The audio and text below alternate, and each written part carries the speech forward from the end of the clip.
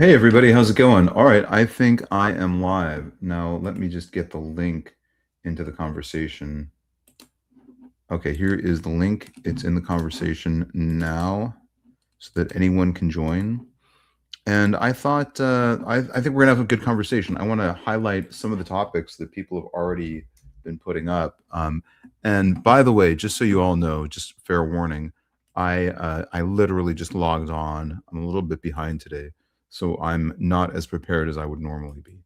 But the thing that I do want to underscore is that I have some topics that are interesting, and I'm really looking forward to the conversations. I think it's going to be really nourishing for me to go through some of these topics, especially today.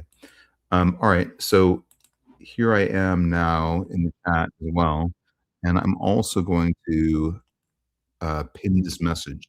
Okay, so by pinning this message, hopefully that allows anyone to join the chat who would like to discuss with us. Wow, there's already 8 people. That's really great. Let's start off with some questions. I actually have this these slides that these are some questions that I wanted to ask all of you, and I'm really glad that Dr. Kurt is here because I had some questions for you specifically. All right, well, let me go through the chat just really quickly. On day 3, he's got a really fantastic channel. On day 3, I've really, Gavin, by the way, I've really been inspired by your channel, especially lately. You've really got something special. If anyone wants to follow an apologist who's a great discussant, who's very polite, and who brings a lot of insights that I myself was unaware of, on day 3 is a really great person. And Dr. Kurt's already in the chat, so let's bring up Dr. Kurt as well. And oops, I realized my speakers are off, so I cannot hear you, Dr. Kurt. Let me just fix that really quick. There was nothing for you to hear until now, so. Okay, all right, now I should be able to hear you. Let's see here. All right, you can, yeah, everyone can hear me, right? I'm getting a thumbs up probably, but I can hear you. Can you all hear me? Yes. Oh, great. Okay, and that's Dr. Kurt, so I can hear you too. That means okay. That's really great. All right.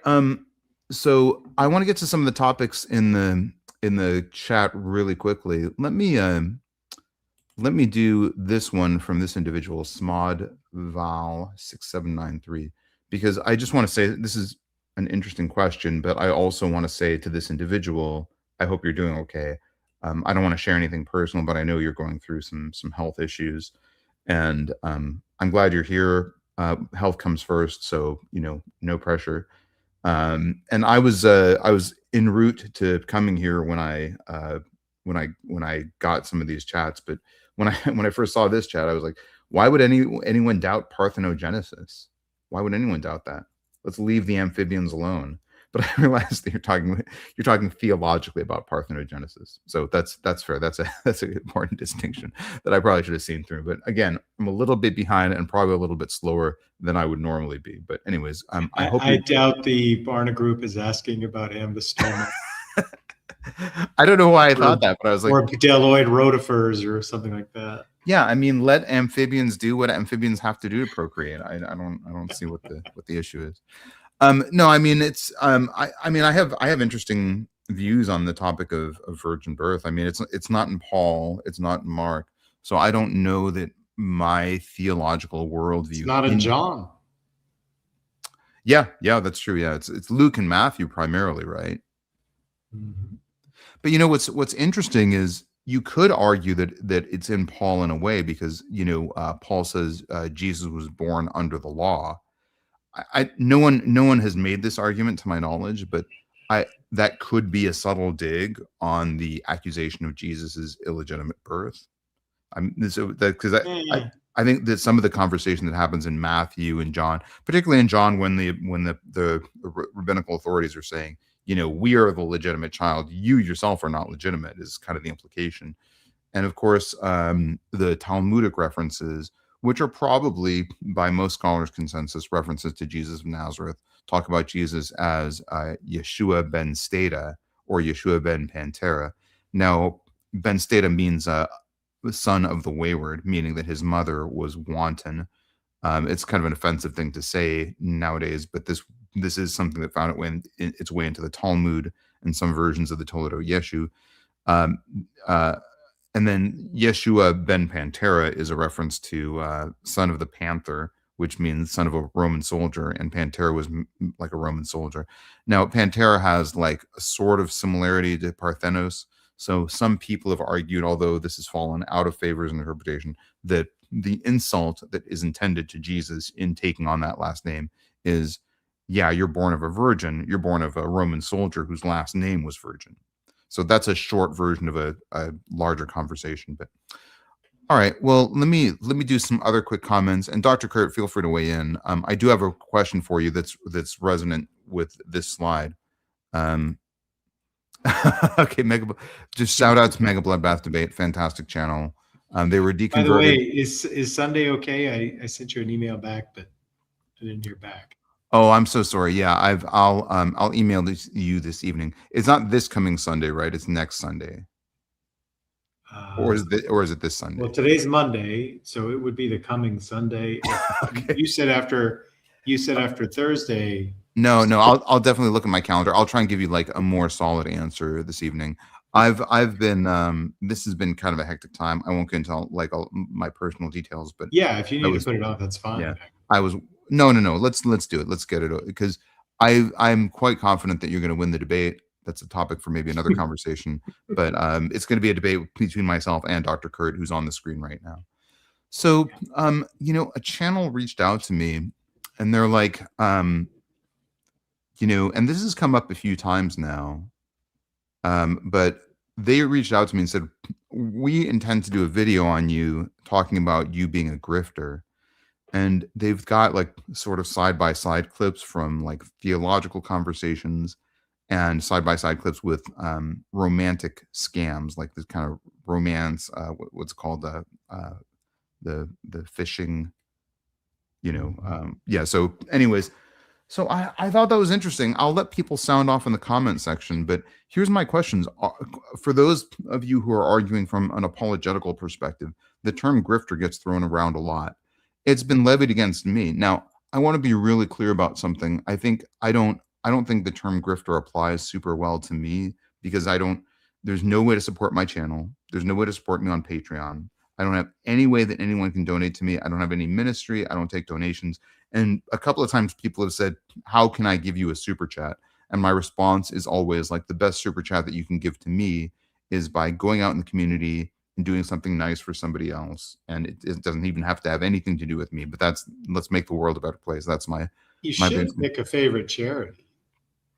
That's another option. I could say donate to a charity under my name. And I'll take suggestions. I tend to donate to, there's an Ocean Conservancy Fund that I donate to. And then there's Citizens Climate Lobby. They're mostly environmentalist causes. I think ecological causes are falling by the wayside. And as some of you know, I was an environmental activist. But all right, so where do we draw that line? Obviously, I've got Dr. Kurt in the chat, so I'll let you weigh in on this. How do I make the delineation that I'm not a grifter? How do we separate? Like, how do we test out? What's the litmus test for deciding if other people are grifters? How do we know when someone's being sincere or being a grifter? When is pushing for donations too much? I try to stay very far on one side of that fine line to avoid the issue. But Dr. Kurt, let's have you weigh in on this. And while you're doing this, I'll pop up some comments on the screen, because wow, there's a lot of comments in the chat already. Yeah, the word's moved its definition a lot since it was originally used. Originally, a grifter was a confidence man. It was somebody who would lure you in with affinity and get you to like them and make you believe things about them that aren't true, and then convince you to give them a lot of money, and then everything would disappear once they got the money. And that was a grift. Now it's being used as an insult to anybody who's making a living doing anything. Now, to be clear, I do think there is something of the confidence man in apologetics writ large, right? Like, nobody has to look far to find an apologist who is also running some sort of scam.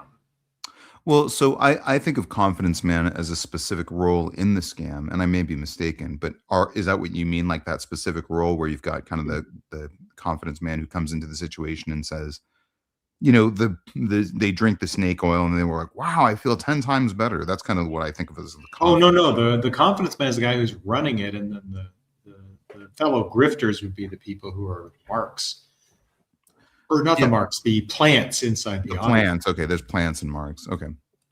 But the marks are the people who think the whole thing is real, and they're the ones who are going to get fleeced. But it's very common to have a plant give you money to create social proof that you're worth giving money to. Again, if somebody's running a real grift, um, they're going to be much more effective at it than somebody who's like I've seen people call Andrew Wilson a grifter and Jim Bob a grifter and Planet Peterson a grifter and Richard Carrier a grifter. Like, I just don't see it in any of those cases. These are people who are trying to make a living doing a job. Well, that's Now, I interesting have that you. serious problems with, you know, three or four of those people. But I wouldn't call them grifters. I would call them people trying to make a living. Yeah, I mean, well, we live in a culture where this is a fine line, right? We're in. Oh, there's a private chat. Let me just look at that really quick and make sure. Oh, hi, Cash. Thanks for joining.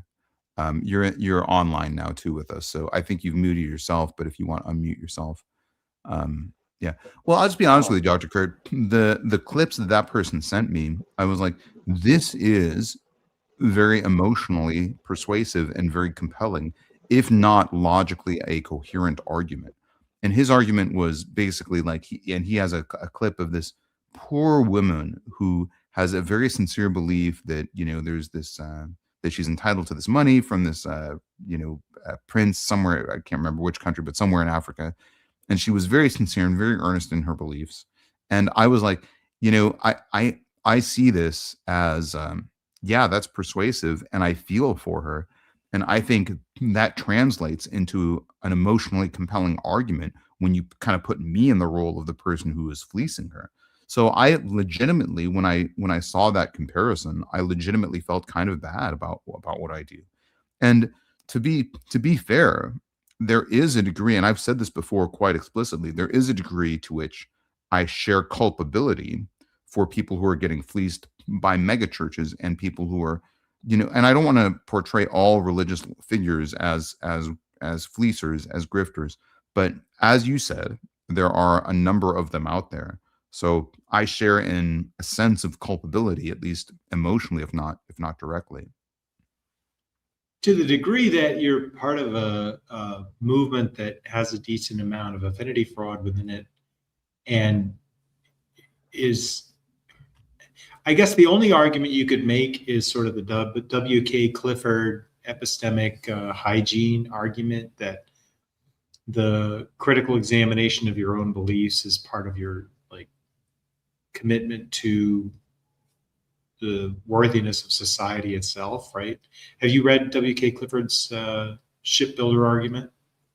No, no. So Like, he help me imagines on that. a man who owns a ship that he built himself that's like incredibly robust, and he's confident about it, and it's made a voyage across the Atlantic and come back. And he's confident it will be able to make the journey again with no problems. If he sends it out again without inspecting it and making sure it doesn't need dry dock repairs, and then it sinks, he's obviously culpable. But Clifford makes the point that he's culpable for not doing due diligence to find out if his ship is as good as he thinks it is, even if it doesn't sink. His failure is in not checking the validity of his belief. Yeah. And And one thing that I do that I think is, maybe good philosophical hygiene, if there is such a thing, is I do frequently say, I'm not a pastor. I'm not a minister. I don't have any, so no one should take my, I'm okay like showing people data and showing people graphs and expressing my opinion, but no one should think that there is any theological weight or theological validity in some of the stuff that I say. A quick shout out to at Zara Grace. I think you streamed for I want to say it was the very first time, and it was just yesterday. And from what I saw, it was really fantastic. And you put a comment on one of my videos that you're going to now go binge watch all of my videos. I think that's it's just very flattering. Thank you very much for saying that. Which, by the ODB. way, Adrian Belgrave is in the chat. So, hey, Adrian, good to see you. Adrian Belgrave. I feel like I know that name. He's a Christian who comes on to Mega Bloodbath a lot. Oh, hi, Adrian. I'm surprised I've not seen you because I'm a lurker on Mega Bloodbath debates quite often. What's the song that you guys have composed? I'm a chat room creeper, right? That's like one of the AI songs. I don't think I fall into that category, but yeah. But anyways, Adrian, I'm surprised I've not seen you, but you're welcome to join the chat. He hasn't been up on the panel much the last couple of months, but he used to be okay. much more regular. He's very good, very thoughtful guy. And Adrian, if you're interested in Mega Bloodbath debates, I do have a debate coming up with Dr. Kurt. Yeah, chat room creeper. Yeah, I'm more of a lurker because I like while I'm doing homework, I'll have the discussion on in the background at sometimes. Really huge shout out to Otangelo, Reason and Science, Cats Boardcom. That's a new channel from. I think that's a new channel as far as I'm aware for you, Otangelo. That may just be a rebrand of your channel's name, but I think that's the real Otangelo. So. Oh, that is the real. Okay, I've seen that before. Otangelo is a really, really prolific content creator, you know, I'm really glad that you're here. And we did a talking with this individual too, and it was a really fascinating discussion. One of my highest viewed clips that I've had. Kurt is a smart man. Can't take him lightly. I would agree with that assessment. Sound advice. I'm there's only one Tavo here, so it's singular, but I got you. All right, and there's a really fascinating discussion going on in the chat with on day 3.od3, which really fantastic channel, and Mega Bloodbath, which is tacos, and really great channel as well. So I think there's some fascinating discussion happening back and forth. Well, let me go through the rest of my my slides, and these are just kind of the topics for this conversation, but we can go in a lot of different directions. And anyone is welcome to join. And this is when I do this on Monday, and I do this every Monday, 5 p.m. Pacific Standard Time. When I do this on Mondays, this is an open forum type format. So I do have a couple of chats coming on that are just sort of talking with Tavo, which is just going to be me and one other person.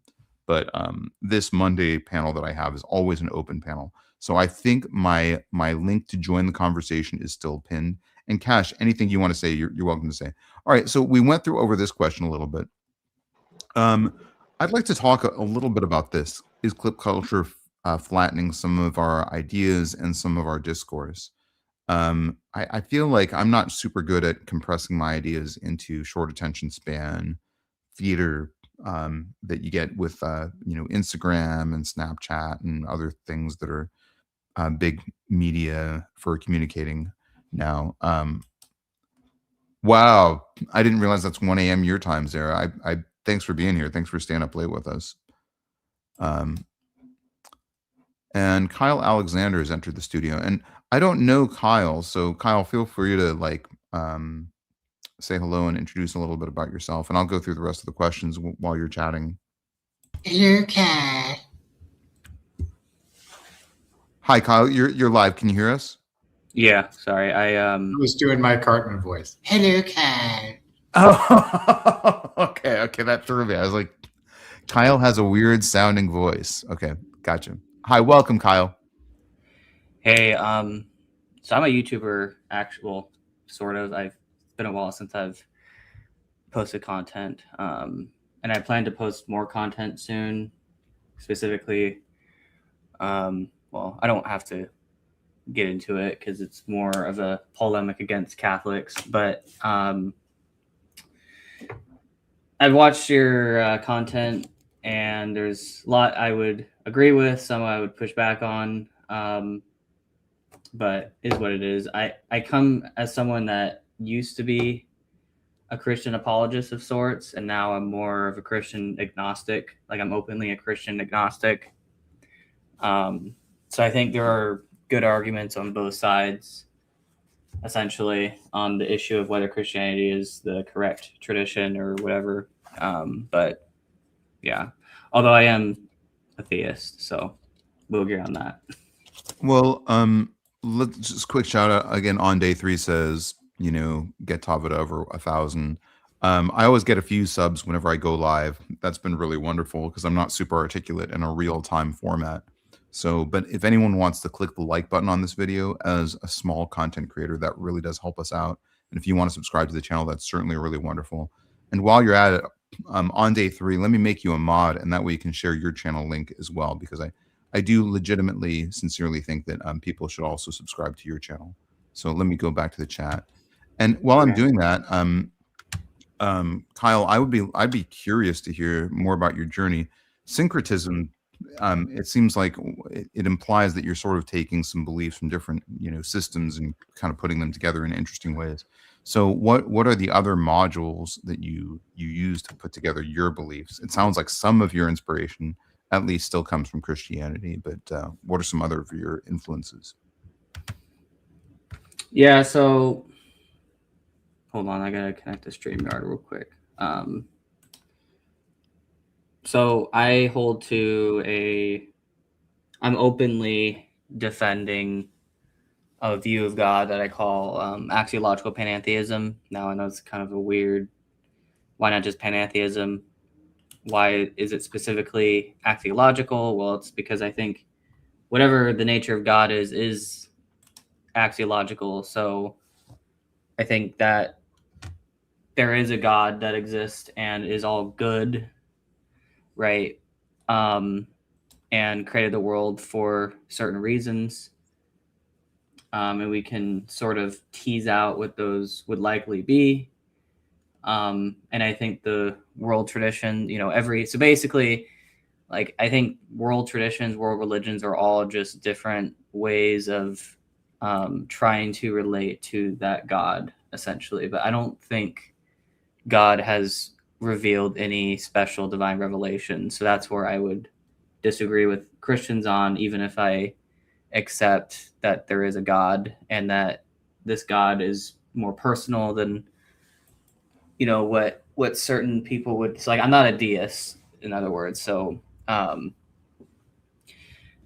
think basically that you could say, I mean, it's going to kind of sound weird, but I think religion is like a cargo cult of sorts. So, like, they're getting something right. Religion is a what of sorts? What was the word? It's like a cargo cult. That's the phrase cargo cult. Yeah. So, like, do you want to explain what cargo cults are for people who don't know that term? Yeah. So cargo cult is like, basically you have people on an island who see, let's say, a plane, right? So, like, there's a real thing that's there, and then through their frameworks, they come up with these primitive notions to try to explain, what they see, and they build their own, not their own plane, but like they build their own statue. They might have their own holy text.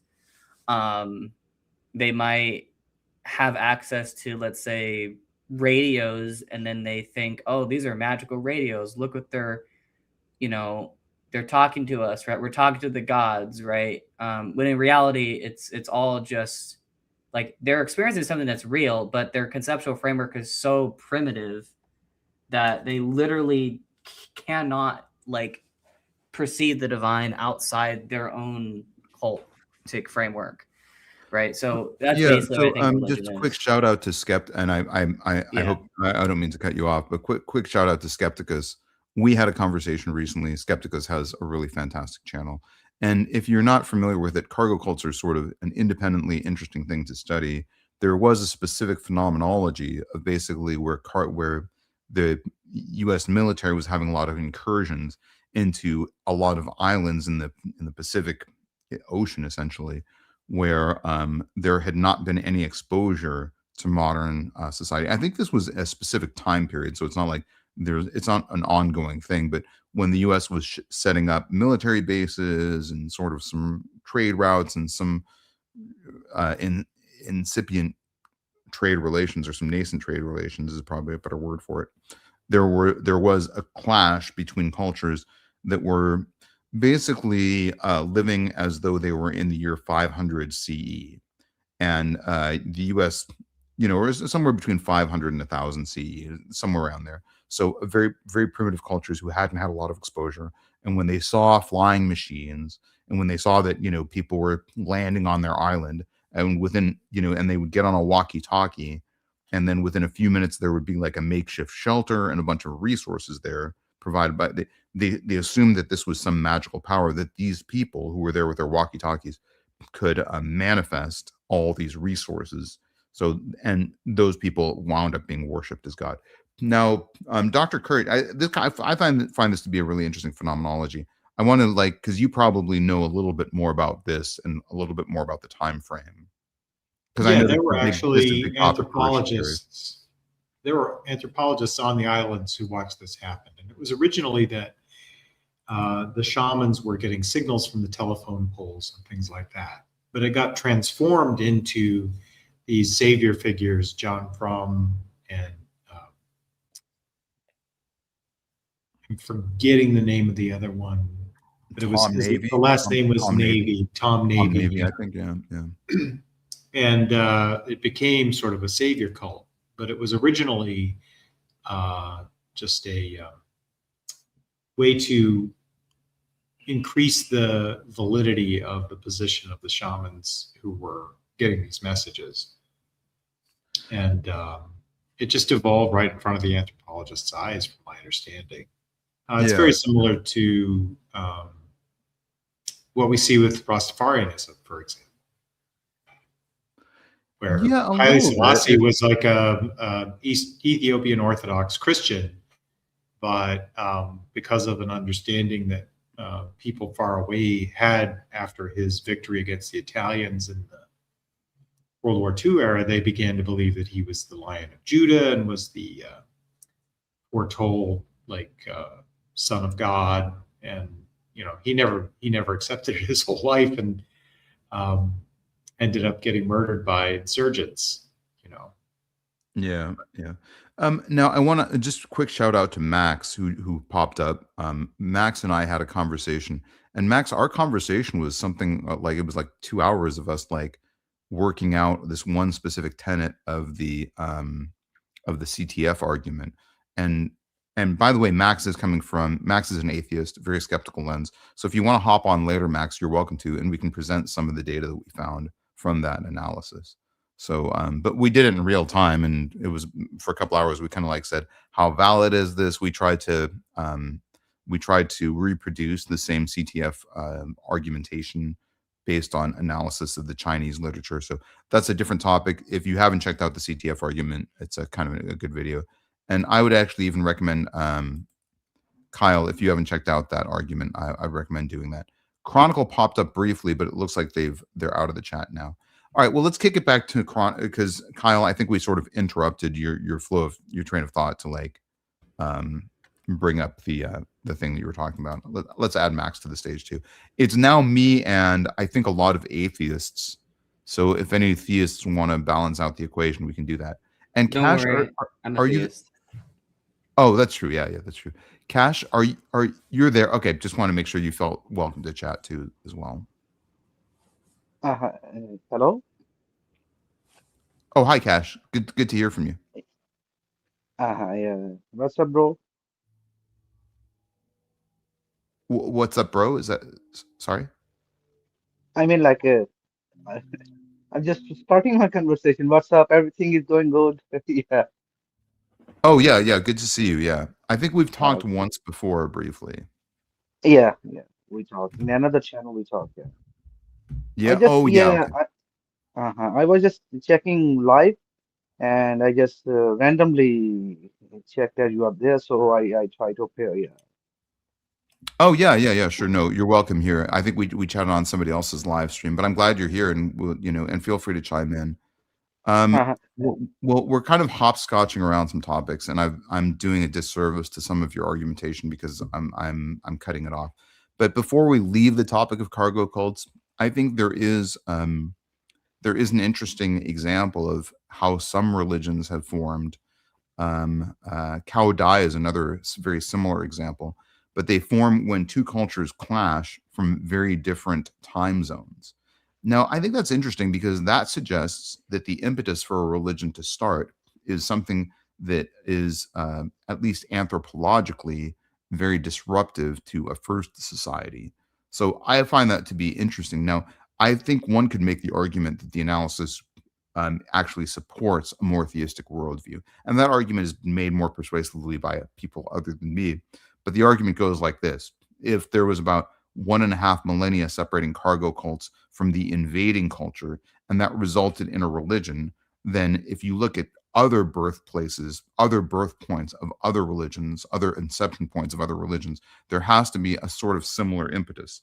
So, in other words, some people have looked at other religions that have started and have asked the question, what is the impetus that other religions recapitulate that is similar to what we see in cargo cults, similar to that 1.5 gap in technology by 1.5 millennia gap in technology. So I think that's an interesting argument. It's interesting to look up. I tried sort of like looking into other theologies in my CTF argument and looking into what the inception points were and how common it was that there was an inception point in the formation of a religion that was an asymmetry in the culture and degree of technology when two cultures are intersecting.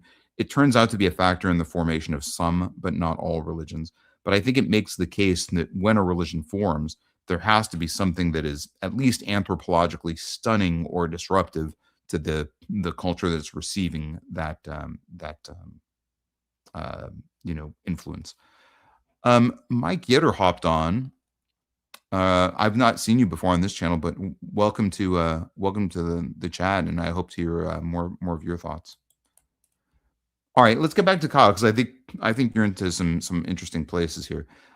So another thing that you said, Kyle, is that you had a more Christological worldview and you left it. Can you tell us more about that? What was the decision branching point where you decided, I'm going to leave I'm going to leave Christianity, or at least put it a little bit by the wayside, or relegate it to a lower level at least? Yeah, so I won't get to the full details, but so I used to be a Catholic, a fundamentalist. Well, not a fundamentalist Catholic, but like basically I held to like the literal Catholic view of the world, where Jesus literally founded a church.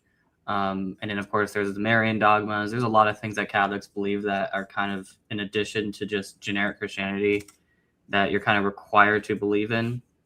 And if you don't believe in those things, then you're not in communion with, the church, right? Or the Roman Catholic Church.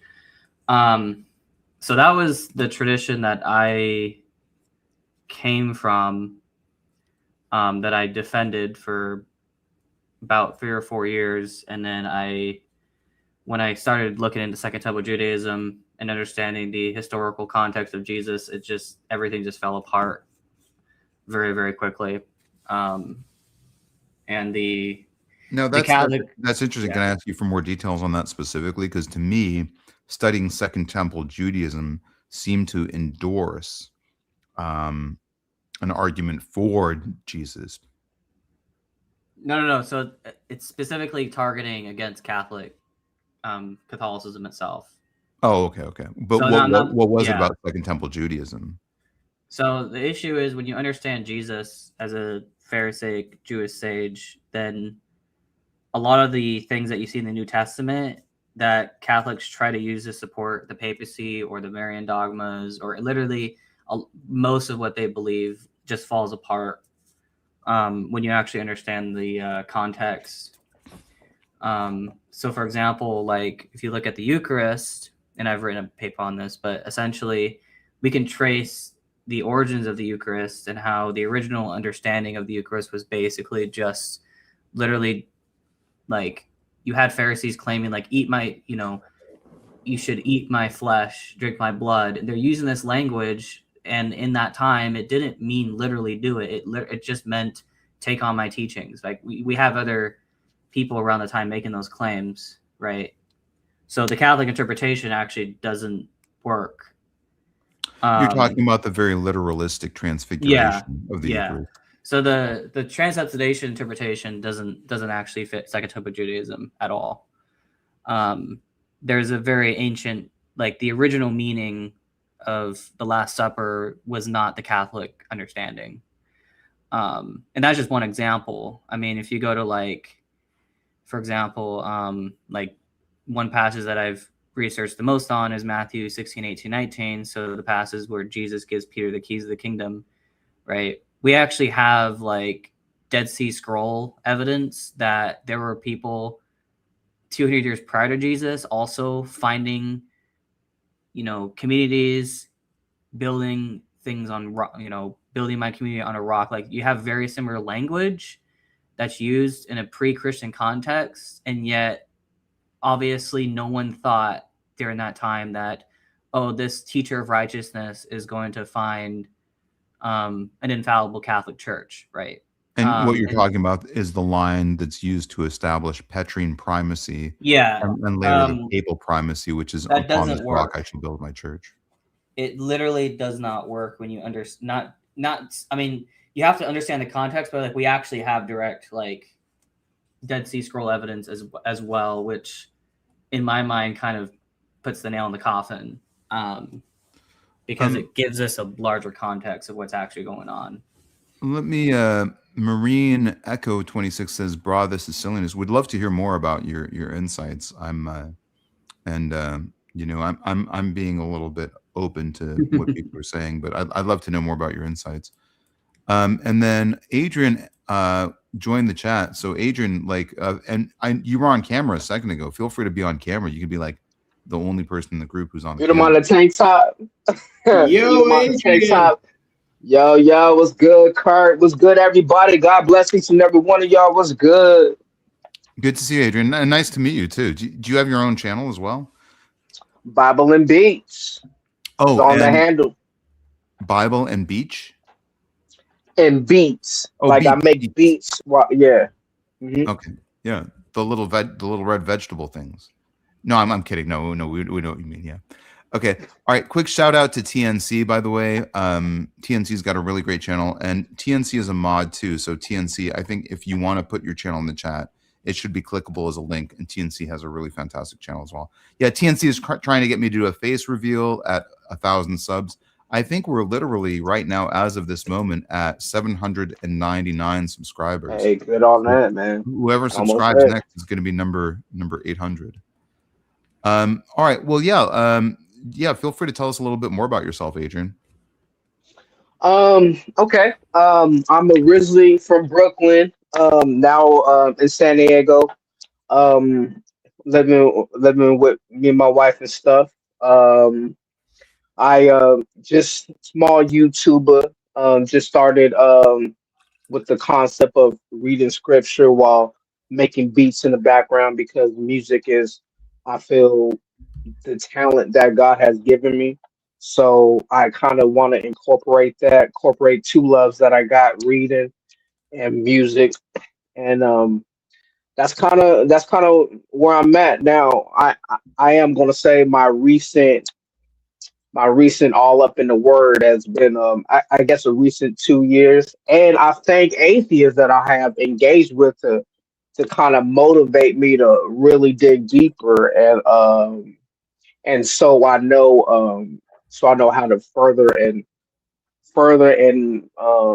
have a better defense of why I believe what I believe, and that's why I'm in the Old Testament for the first time ever and so forth. So essentially, and that's how just a brother that loves reading his Bible and love making music, pretty much. That sounds like that kind of harkens back to Bob Marley. Like a lot of his best songs are like directly lyrics from Psalms. I never knew that.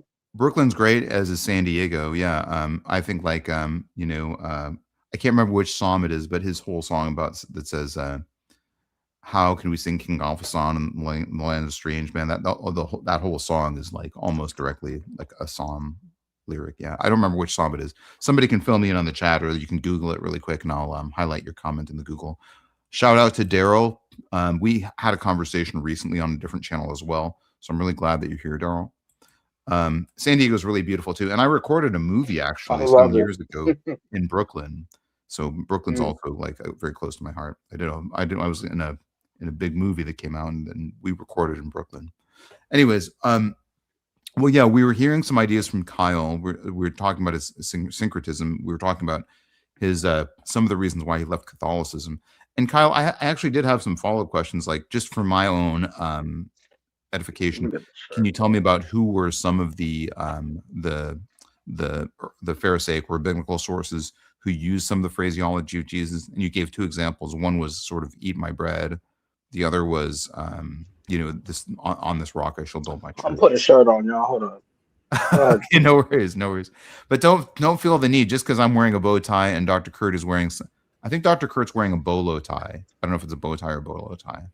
So I write this. I give sources in my papers. It is but, a scarf. Scarf. I apologize. Yeah. For the Eucharist, if you look into the wisdom tradition, there's a lot of language of wisdom. Like it's basically like wisdom personifying, and then it says the same language that Jesus says in like John 6, right?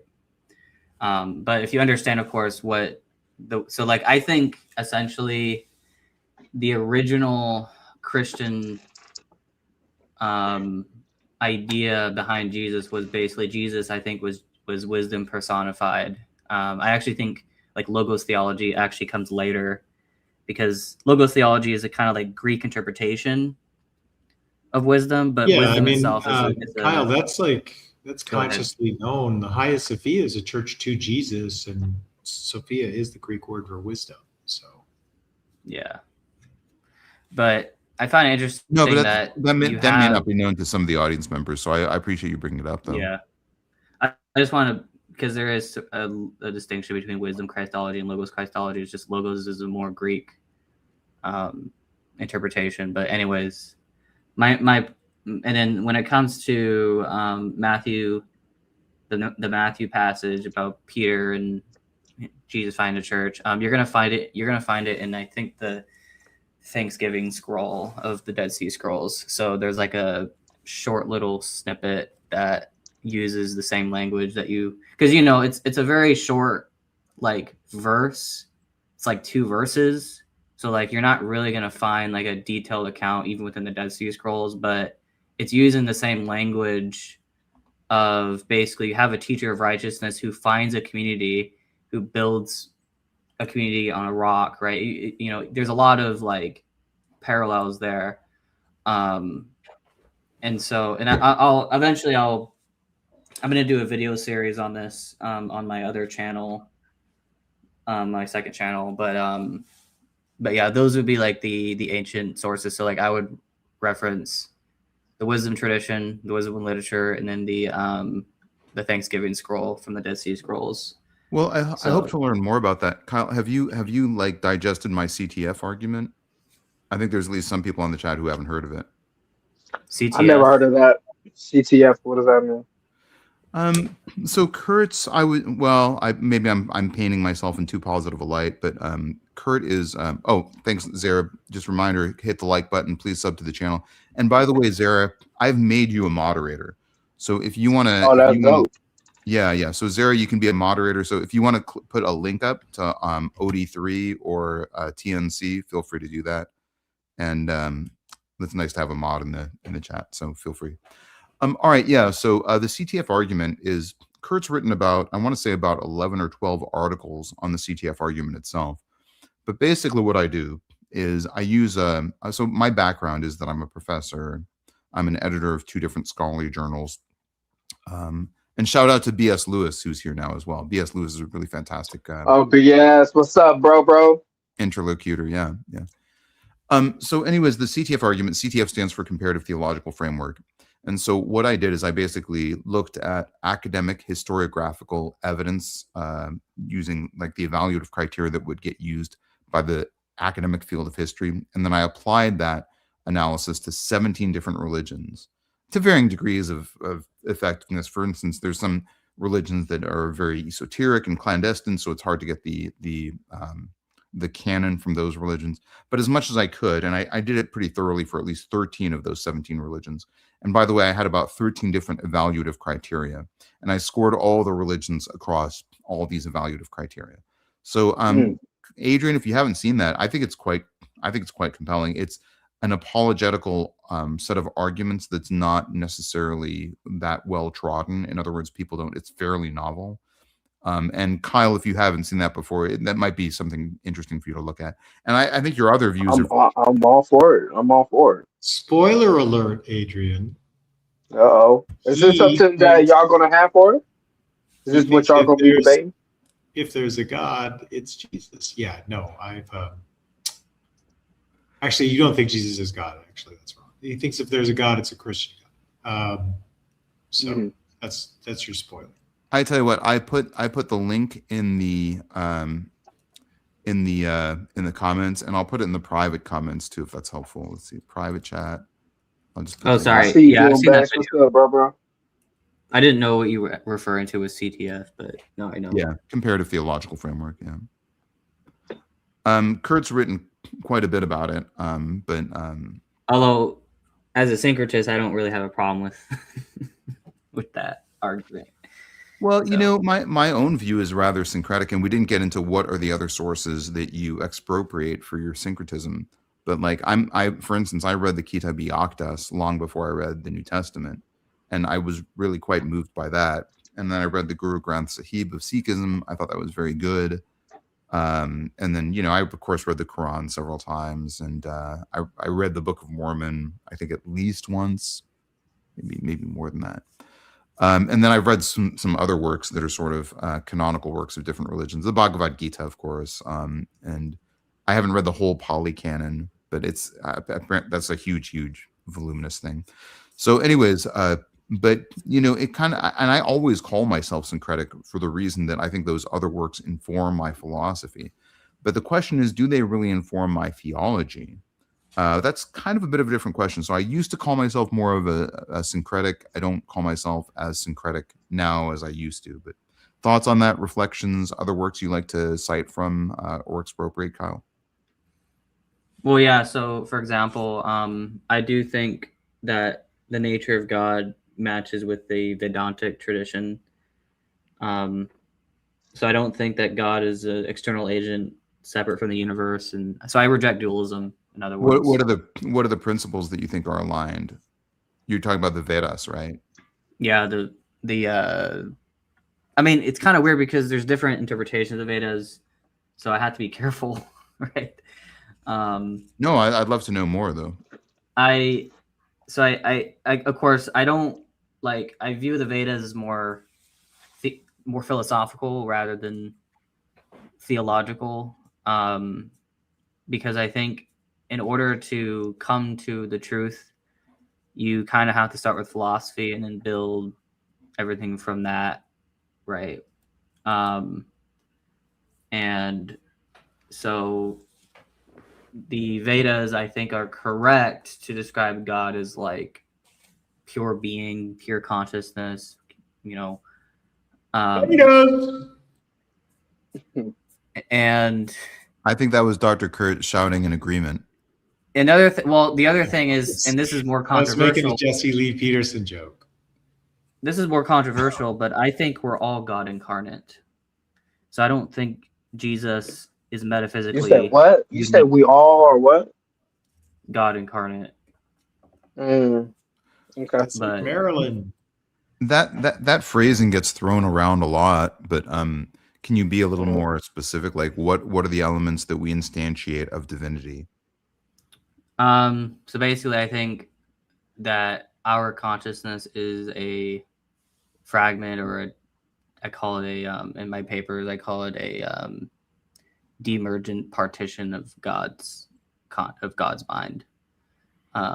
Now, I don't accept the Advaita Vedanta view where we're just illusions within the mind of God, but I also don't accept the dualistic framework where we're separate from God. I think that deep within each one of us is God, essentially. Your true self is God. It's just you find yourself as a human being living this particular life, trying to build this particular meaning web and that God basically knows what it's like to be you through you, essentially, and we're all in that state.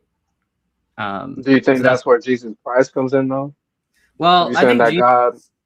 I mean, Go it's ahead, weird go ahead, because bro. I actually think John's gospel makes that claim that we're all God, that we'll all be. I mean, if you read Jesus's, I think it's in John 17, he's like, yeah, like, Yeah, you were all gods. Yeah. yeah, we're all one, right? Are He's you using talking that. about when he cites Psalm 82? Yeah, No, I'm that's what talking he's about the like. mutual indwelling, essentially, that you see in like, I think it's John 17, where he Where prays he's to the what, Father that we be one. That he prays that just as I am one with you, Father, I pray that my disciples and my followers would be one with me, and I one with you. So he's using that language. So, like, to me, that's like very like it's very like telling. Like, I don't think there's anything John metaphysically special. 10:34. Don't mean to interrupt you, but I wanted to quote what Yeah. I wanted to quote the right scripture in John 10:34.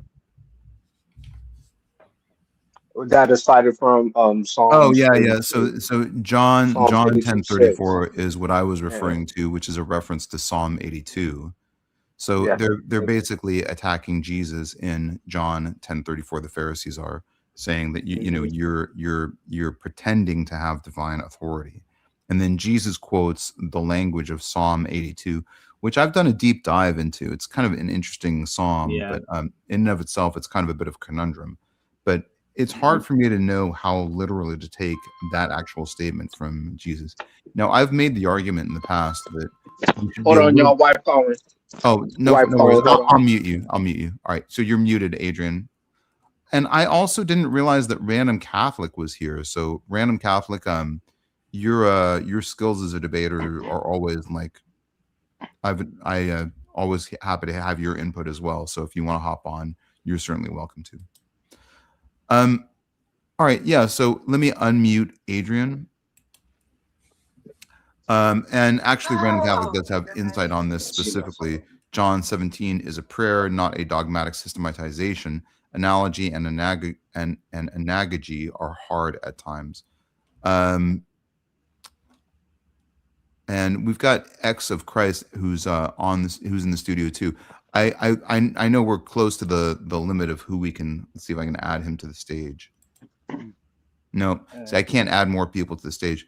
If anyone wants to drop off voluntarily, you're welcome to. But I think we're having a really nice conversation. I want to keep Cash here because we haven't heard.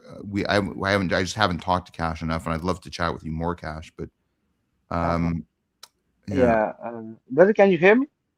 I can hear you, Cash. Yeah. Okay, yeah, actually, I was going to interrupt for a reason because tomorrow I'm going to have a very long day, so I was trying to talk a bit. Yeah, so at least I was listening and I got something to speak. Yeah, Well, so let's hear more from Cash. And right now, there's two people in the sort of waiting area, which is Random Catholic and X of Christ. But Cash, I really haven't done enough due diligence to give you your fair share of the airtime here. So before you have to go, and maybe what I'll do is I'll relegate Adrian off because I think he took a call from his wife. But okay. oh gosh, is there maybe I think I would need to kick Adrian. But let's hear from Cash first, and then we'll bring somebody else up. Yeah, I'm gonna take few minutes. Then you guys, yeah. So then I'm gonna skip. Then I will try to appear in the next time. Yeah, I will try to appear next time. You, yeah. Okay. So And if you're in a different time zone, I always try to allow for that. And Max and I had recently like a really great 2-hour conversation about the CTF argument, and that really sharpened my perspective on it quite a bit. So if uh, you ever want to reach out to me, anyone can reach out to me through the description on my channel. Maybe I should say that, advertise this bro, too much. what time you have right now? What's the time? I'm in the Pacific Standard Time Zone, so that's 5 p.m. Oh, This is I like have, Vancouver time. yeah, I have like it's I 9 do believe p.m. it's Pacific daylight right now. It is, yeah, that's correct, yeah. Mhm. Yeah, so bro, can I talk? Yeah, go ahead, go ahead. Yeah, yeah. So I mean, like, I'm just gonna to share. Yeah, I I'm also student of, I would say that comparative religion, and that's my favorite subject. Then I bit, then I like to learn different languages, and right now almost like I'm playing with like 7 languages, playing in like trying to understand. Yeah, so and then I mean, yeah. So and the history to learn. Yeah, so these are my favorite subjects to learn. You can say it's my hobby. I like to learn. Yeah. So I mean, like I study a bit about different religions as we have the brother over here, the syncretic idealism. Yeah, he was mentioning. Yeah, Kyle. I think Kyle. Yeah, Kyle was mentioning something about. Yeah. So I also. I mean, I studied about. I mean, like Vedas uh, and I mean, like we call it that Hinduism, or they say that Sanatanism. Yeah. So I try to learn, yeah, what's the doctrine, and yeah, and about Christianity, and I'm a Muslim, so I study about Islam too. Yeah, So, and so yeah. if you haven't already read it, I would really encourage you to look at the CTF argument. I think that's probably the most valuable content that I've created on this channel. But it sounds like you've got to go somewhere, so I'm okay. And I'll probably relegate Adrian to the. Let me remove Adrian from. Yeah, there we go. All right, so I removed Adrian, and then when Adrian gets back, we can add him back on. This will Okay. allow me to add X of Christ, and then I can add somebody else when somebody else drops off. But it sounds like you have to go relatively soon, Cash. So I'm okay having more of a conversation with you later. I would recommend checking out the CTF argument. And if you ever wanted to like organize something specifically with me, like I'm always happy to have like a one-off conversation as well. No. And shout out to Zara. Thank you for reminding people to subscribe and hit the like button. As a small content creator, that really does help us out. We're literally right at 799 subscribers right now. So if anyone is lurking in the chat, if you click sub, you're going to be subscriber number 800. Oh, and Faith from Fax is here as well. So I want to add a random Catholic on after somebody drops off, and we'll go from there. Hello? Yeah, Can you you're hear on me? X of Christ. Am I loud enough? Yeah, I can hear you. Yeah. Okay, I'll put this on for you. How's that? See that? You're black now. You just turned entirely black. Oh, there's no camera? Oh, I'll just give up. So I saw you live the other week, and you said that you wanted me to come on and tell you about my experiences as a Christian, the things I saw, because I was an atheist, and then I ended up like seeing Jesus, and it changed my life, and now I'm a Christian. Do you remember that? Yeah, no, I remember you had a personal, very revelatory story. I'd love to hear more about that. Just quick shout out to Mike Yetner. I'll unsub so someone will be 799. I could be the number 800. Don't I don't want to encourage people to unsubscribe. We'll have several milestones. So if you're don't unsubscribe. Click the like button, subscribe. All right, X of Christ. And should I call you? Do you want to what's your name, X of Christ? Just so we can I just said cross. It's Cross? supposed to be a cross, but all the names were taken, so I went with X. Oh, gotcha. Okay, yeah. Well, no. Tell us more about your experience. It sounds like it was a really fascinating, transformative, transcendent revelation. Well, I'll try and I'll keep it as short as I can, so it's not long-winded. So I was like an atheist my whole life, right? And then my mom got cancer, and then she was dying, and then she ended up dying. And then after she died, my house was haunted. Like the doors were slamming, the light bulbs were exploding, and there was an evil in the house. And I'm like, what the hell is going on? And I'd never experienced any supernatural thing before like that, but it was like I couldn't go into my own house. I was afraid of the dark. I had to turn the light on before I went into a room because I could feel evil. I don't know if you ever felt that, but it's a distinct feeling. It's like a really dreadful energy, you know? And that led me down a rabbit hole where I started like, you know, I'm not imagining this. Like I went into my mother's room, and right as I walked into the center of the room, the door behind me slammed, and there was nothing, no windows or anything open. There was nothing that could have made that happen. There was no wind. And it scared the hell out of me. And then I ended up searching. So this is how I went from atheist to believing that there's God. I ended up searching that whole Pizzagate scandal on 4chan, and it scared the hell out of me. And then I started like digging, like I ended up finding a testimony of John Ramirez, ex-Satanist, on YouTube, and I watched it, and I believed him because and I ended up like crying, and then I went to bed, and when I went to bed, I woke up and my light was on, and I looked at I turned over to look at my door to see why my light was on, and it wasn't on. There was a man standing between my bed and the door, made of white light, pure white light, like a silhouette. And I'm looking at this white light. I'm thinking, like, what the hell is going on? And then I like, I'm staring at him. And then I said, I said, no, I said, are you God? And he said, no. And I was really confused because he had answered me. I'm like, oh, well, I'm not imagining this. That's really someone standing there. And he said, no. And I got confused. And I said, well, who are you? Because how can you do this, right? And he said, Jesus Christ. And as soon as he said that, I started crying my eyes out. And I said, please forgive my sins. And he said, it is done. And I reached my hand up to him, and then he touched the tips of my fingers, and all the white that he was made of surged up my arm. Everything went white, and I woke up the next day. And that was what happened to me. That was the start of, and then I couldn't forget it. And then I went to a Baptist church to tell them, and they told me it was the devil and Jesus is God and the Trinity. And they didn't believe me, and they were all angry at me, and I had no idea what the hell was going on. And then eventually I found out like that almost none of the church believes that Jesus is the Son of God anymore. They're all teaching he's God and the Trinity, and that is the beginning of my adventure. Rant finished. That's a riveting. It's a riveting, very compelling story. I tried to make that quick for you guys. Sorry. What's that? I tried to make it as quick as I could for you. No, I mean that's very compelling. I mean, I feel like the first thing I want to say is I am sorry for your loss. It doesn't sound like that followed a period of tremendous loss. And how long ago was this? 2000. It was New Year's Eve, 2016 to 17. And I'm also sorry that after such a transformative experience, you were sort of I was a heretic from day one, dude. Everyone hates me.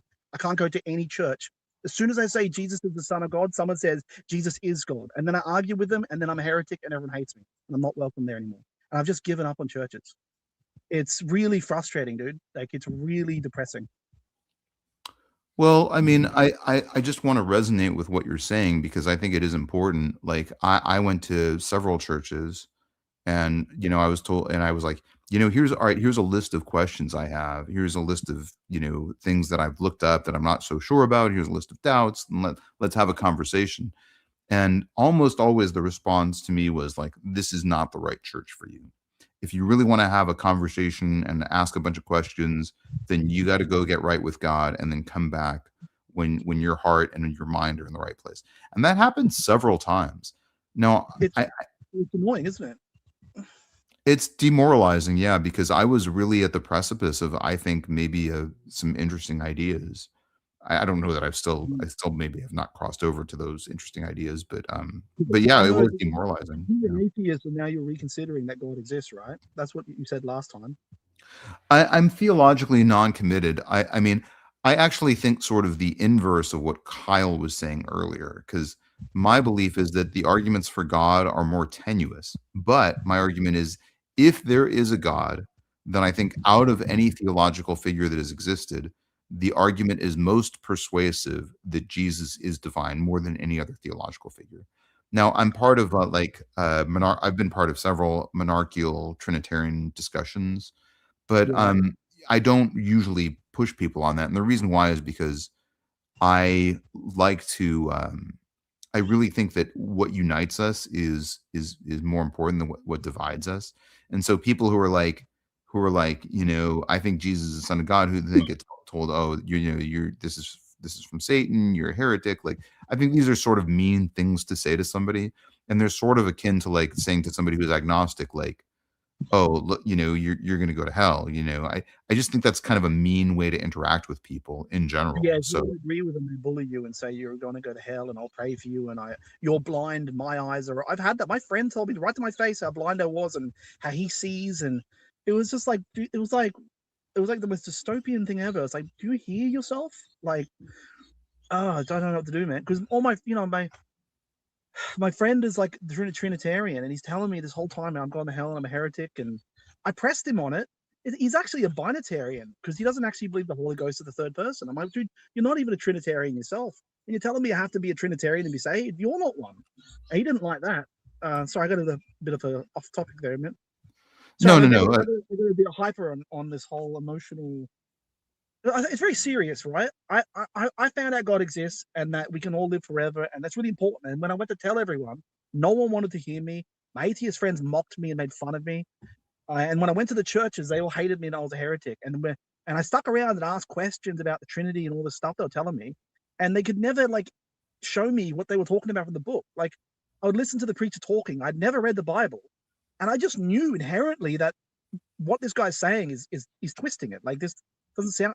But I look at everyone else next to me, and they were amening and smiling, and I'm like, what is going? It was really weird, man. And then I went in one day I went in on a Sunday and I said hello to the pastor, and he just exploded and started screaming at me.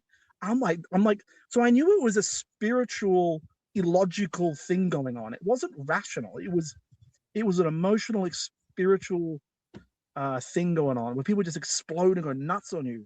And whenever people did that to me, it made me like keep digging into that thing more and more. Why is there such a irrational reaction to this? And there's some truth here, and someone's trying to stop me finding it. Rant finished. Sorry. Well, I mean, I think the irrational, the emotive reaction. Now, I like to point this out in a lot of discussions, so I'll point it out again. But it is a fact that our beliefs are almost always the product of a choice first, and then we almost always like use our reasoning skills to sort of coat over those beliefs in a kind of a post hoc way. In other words, we believe first, we have a value system, then we create beliefs around that. And then after the fact, we come up with specific reasons, and we're not really cognizantly aware that those are two separate processes. But I mean, I commend you for like coming on here after you've had that kind of very acerbic reaction to your experiences and sharing your experience with us. If you don't agree with the Trinity and the Trinitarianism doctrine, you're a heretic. Everyone hates you, bro. And like everyone like just goes along with it to fit in and shit. And I'm not willing to tell a lie just to fit in. And they see the irony of like the New Testament, like everyone hated Jesus and he didn't fit in. And it's sort of everything's like repeating. Like if you tell the truth, everyone will attack you, and it's supposed to be the religious people that are. It's really annoying, man. Well, I don't mind like a non-believer like mocking me and stuff. That's fine, but when you're supposed to be representing Jesus, I get annoyed. Yeah. Well, I had this conversation with a friend of mine who's an atheist just a couple of days ago. And, he was like, look, are you like going to turn into one of those people who says that I'm going to hell? And I said, here's what I think about that. I don't know what happens to any of us after we die. If you look around at the world around us and you see confusion and meaninglessness and absurdity, and you come away from that saying, I got to look at this universe. I got to look at my experiences, and I got to say that I'm an atheist. Then I don't begrudge you for that. I would never advance a thought of like how God is going to judge, and I would never, and no one should stake their theological claim on this. But at least what I can say to you is personally, if you have a different belief, and this goes for everyone in the chat, really, and really everyone I've interacted with on this channel, if you've got a belief system that is contrary to my own, I mean, how can I begrudge you for that? How can I say, that I'm angry with you for that? I certainly understand the appeal, and frankly, I understand the appeal of atheism. I think in some ways atheism is way more comforting. I think in some ways atheism is very compelling. So I understand why people go in a lot of different directions, and I feel like shutting down the discourse rather than embracing it is the wrong thing. Just one last thing, and then I want to open it up to other people to ask questions. It is interesting to me that people who have near-death experiences will often come back from those experiences, if they're atheist or agnostic, being sort of more theological. They then believe in a higher power. Yeah. But it's also interesting to me that there's some literature that shows that people come back from those experiences with a less dogmatic perspective. In other words, people come back from those experiences and say, I believe in God, but people who are very religious who have near-death experiences will sometimes say, this religious stuff is a lot of dogma overlaid on a truth that is just so compelling I can't put it into words. And I've had conversations like that with some people who've had NDEs. We build a wall of what we believe, and we block everything out, right? And then something supernatural happens to you, and it breaks that wall, and you can't put the wall back. Okay, So all right. what happened to me is I can't ignore what happened to me. I can't, that's what changed me from not believing to believing. I couldn't ignore what I saw. Okay, well, so just so you know, I want to bring some other people on. So Yeah, Adrian is backstage, and I want to bring Adrian back on. And I just wanted to tell you that you invited me the other week, and I wanted to fulfill what I said I'd do. I said I would join. No. I'm glad you're here. No, I don't want anyone to leave. But I want to bring. We've got Random Catholic here. I want to bring Faith from Facts on as well. Max, we spoke for like 2 hours the other day. Do you want to would I don't want to tell people to hop off, but I can go if you want, and I'll just let the theists discuss amongst themselves today. I really want to go over the research that we found, Max, because I actually repeated the CTF argument in the Japanese literature, and I'm excited to share with you that. But Okay. But are you going to be lurking in the chat for a while? I'll be around. I'll be lurking in the chat for a while. Okay. All right. Let me just to be fair, I'm gonna remove Max, and I'm gonna bring on Faith from Facts because he's been waiting longer, and then Adrian will bring you back on at some point. Well, I should probably get one of these pro accounts because I know there's probably more people who want to contribute to the chat. But I really would love to have other people who are on the panel right now to ask some questions to X of Christ. And Random Catholic, we're going to get back to the Psalm 82 and John 10:34 thing later. Oh, I had a more basic question for you, but it doesn't seem germane, I guess. For me or for X of Christ? For you. Oh, sure. Feel free to ask a question. Well, so you keep talking about your CTF argument and the comparative theology argument and everything. And yeah, but I have a very Boston College, Notre Dame, Angelicum view of what comparative theology is. When you say comparative theology, more often I hear anthropology of religion and theology. Like your take on it seems to be almost entirely anthropological. That's a fair criticism of the argument itself. I want to get back to X of Christ, but let me sort of answer that quickly. But that's a fair criticism because what I try to do is I try to look at academic, historiographic, objective evidence, right? So, for instance, we just heard from X of Christ. Now, that's a powerful subjective experience. The fact that it's subjective doesn't mean that, I should tell him like that's not as valid. I mean, I think I personally mitigate my own subjective biases, but not all subjective experiences biases. And I think there's a lot of spiritual nourishment. I think that there's a powerful reason why X of Christ probably had the experience that he had. So I think if what you're pointing out is that it's a little detached, and I don't look at moralisms, right? That's another thing that, that is very objective and not subjective about it. I don't look at the moral weight of each religion. A lot of people, including skeptics, have said, the problem is I just don't like the theology of Christianity. I don't like the morality of it. I don't like the philosophy of it. So if that's kind of what you're resonating with, then I would agree that that's another limitation of it. And I did that specifically to mitigate subjectiveness.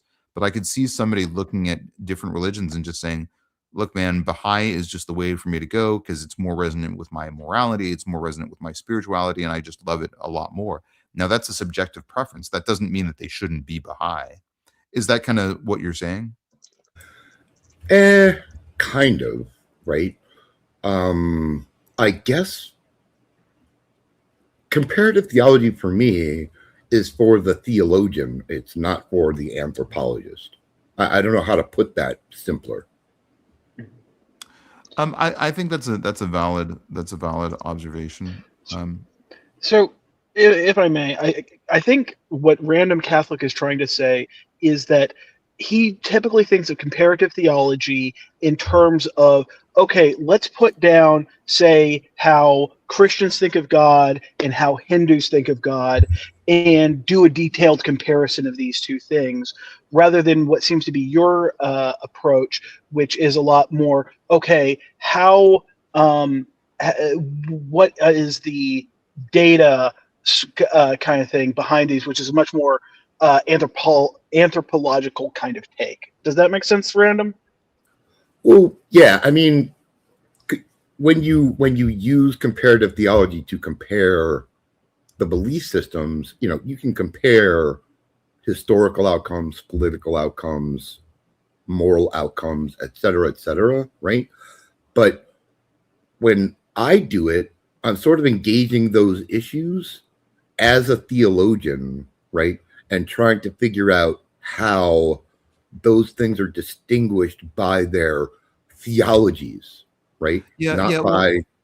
by ontologies, not by epistemologies, not by, you know what I mean, Tavo? Yeah, yeah. Am I making any sense? Yeah, I think it makes sense. And let me just state it in a slightly different way.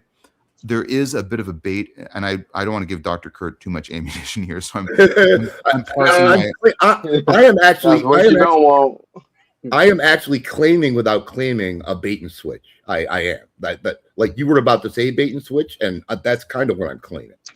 I don't disagree with that. Basically, what I say is you can weigh the validity of each religion based on the founding theological miracle claims behind each religion.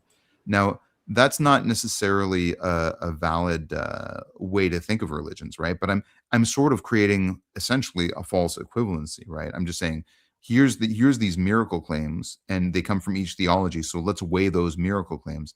And then I come out on the other end and I say, therefore, this religion is more valid than this other religion. Well, that's a criticism. I think you're on to something that is truly meat. Now, I think it's still valid. The CTF argument, the way it works, is still valid because it contributes to the conversation in a way that's relatively novel and relatively less commonly emphasized. So I do. So I hear the criticism, or I'm taking it as criticism, and I don't mean the word criticism in a negative way. It's a critique. It's not a criticism. Yeah, right? Yeah, which is fine. I mean, there's nothing wrong with that. There's nothing wrong with either a critique or a criticism. But I think you're onto something that's really, really valid. That I don't have the lens of a theologian, really, And yeah, I think that's an astute observation.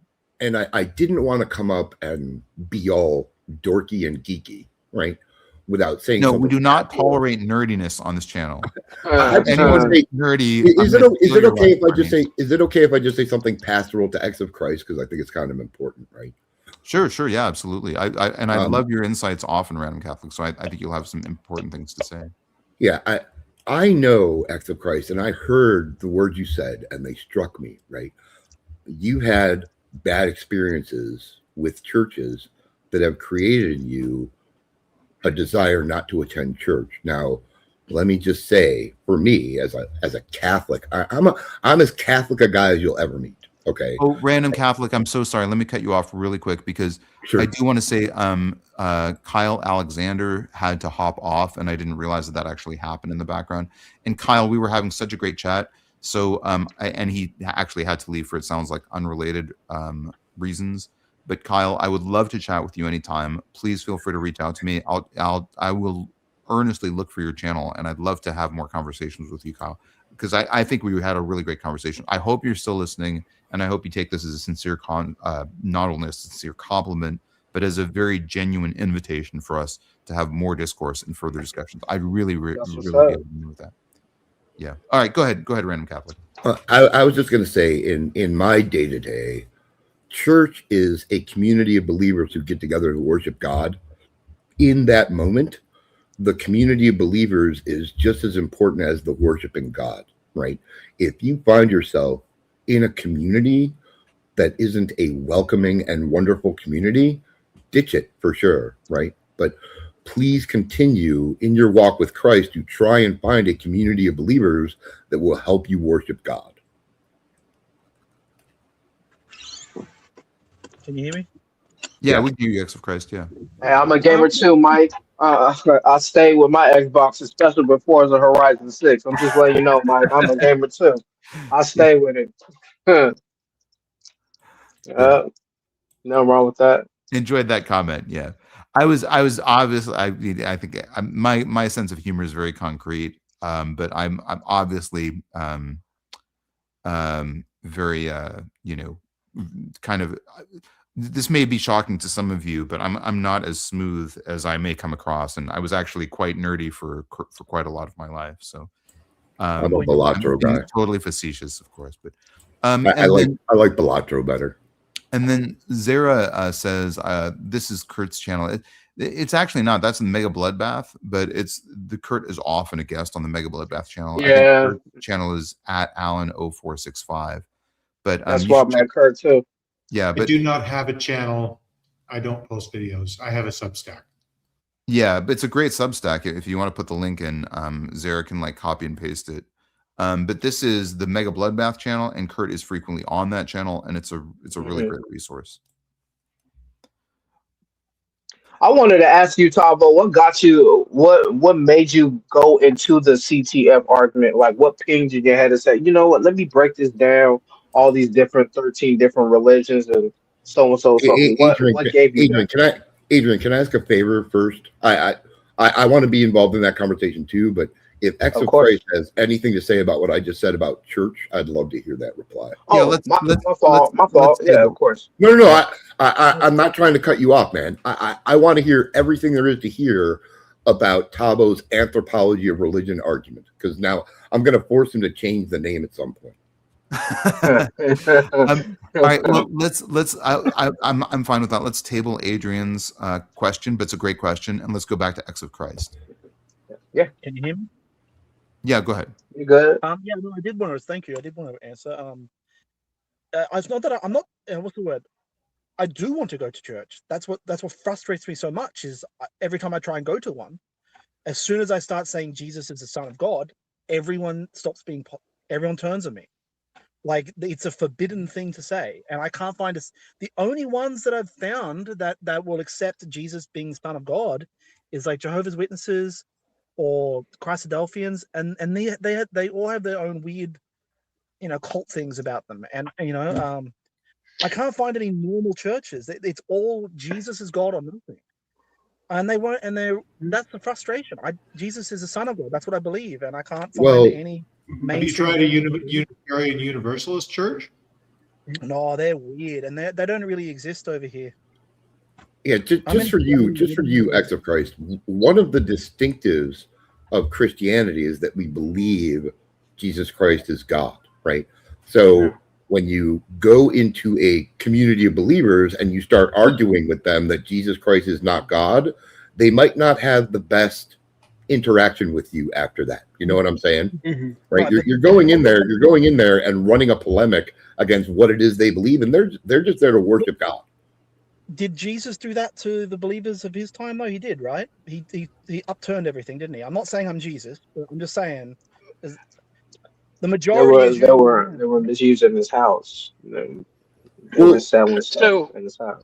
So I think if your goal is to teach other people what worshiping God means instead of finding out how to worship God, then yes, those churches may not be for you. I just think that.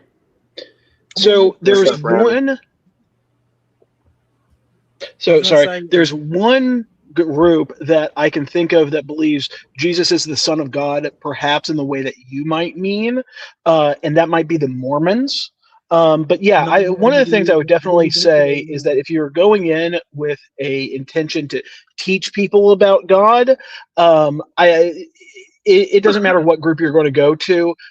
You're probably going to have a bad experience there until you get into the group and you are accepted by them. Coming in as an outsider to tell them, nah, that just doesn't work. I know. I've investigated Mormons. I know all about that.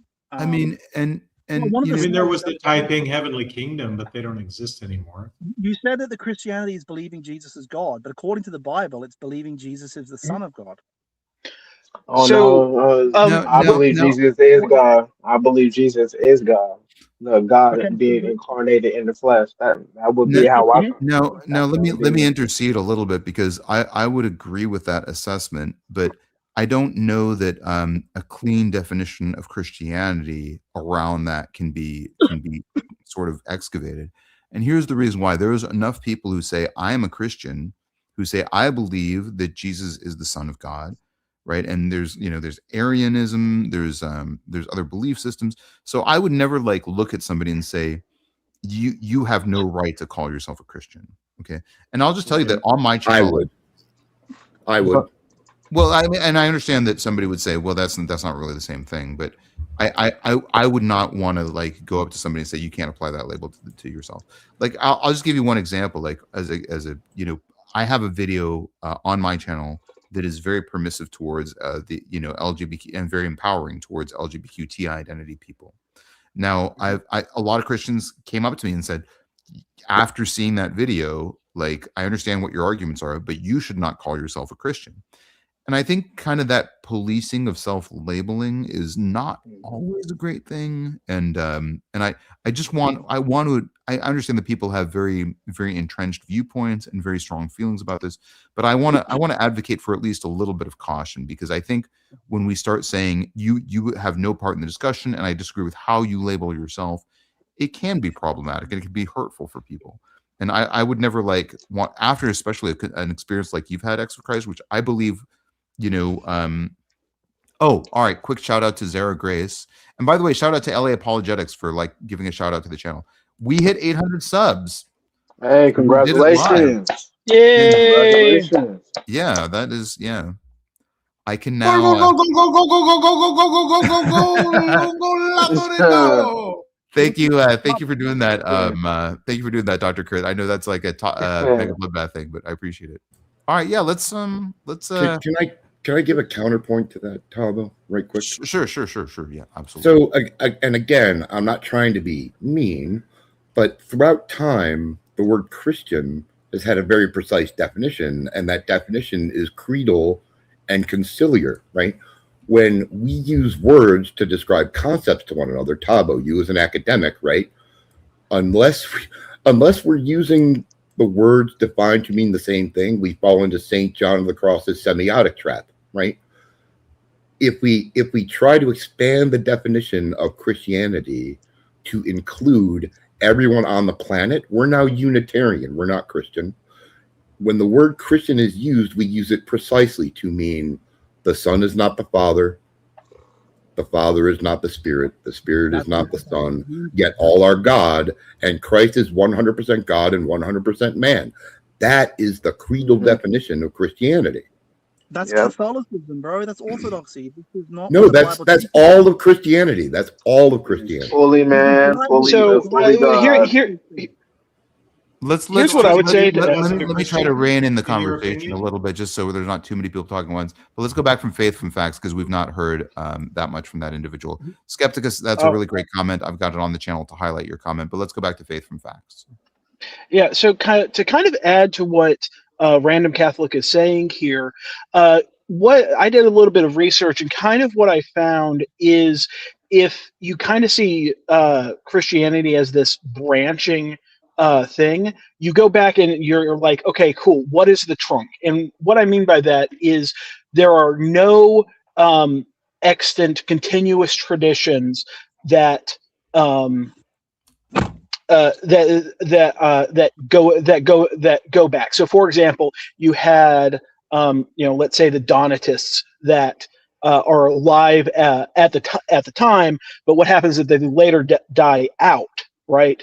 They wouldn't count. Okay. But say the Eastern Orthodox Catholic split, they still exist, and so they would count as a branching there. And the trunk of the tree for Christianity is the Nicene Creed, right? And you might go, okay, Nicene Constantinopolitan Creed if you want to just bring a little bit forward in history, but they're more or less the same thing.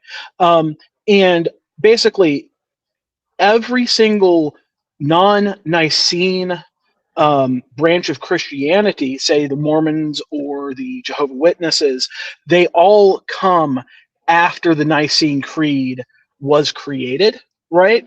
And so if we're going to the trunk of Christianity, what is Christianity at its core? The Nicene or the Constantinople, I can't say the word, I'm sorry. Those creeds are the foundational.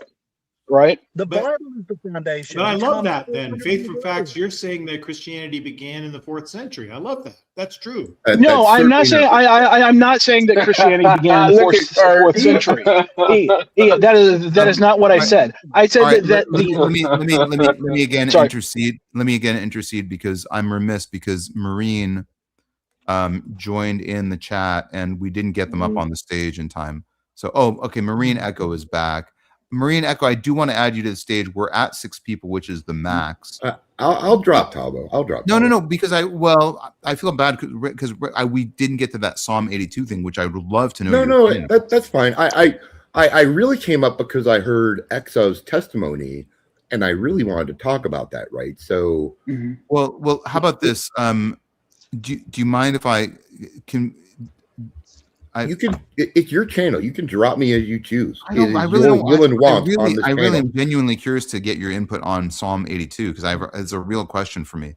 But Random Catholic, if you want to drop, I think that's okay. But I do want to say I can something. bug out. I'm not contributing any of this to this conversation. Well, I think you're a great atheist. Okay, well, we've got a debate coming up, and you've been on for the longest. Maybe that's a reasonable thing. Right. But Later, everybody. It's always fantastic seeing you, Kurt, for real. Dr. Kurt, and Dr. Kurt, I will email you tonight, Dr. Kurt, and I'll email you back and confirm the date as soon as I check it on my calendar. Sounds good. Okay, bye-bye.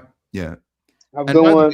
Dr. Kurt has written some 13 articles on different things that I've said on my channel. I think 11 or 12 of those are about the CTF argument. So I want to introduce Marine, but I feel like we're on a topic that really is at the heart of Cross for Christ. Remember, that's still on the table, by the way, about the CTF. It's still on the table, yes, yeah.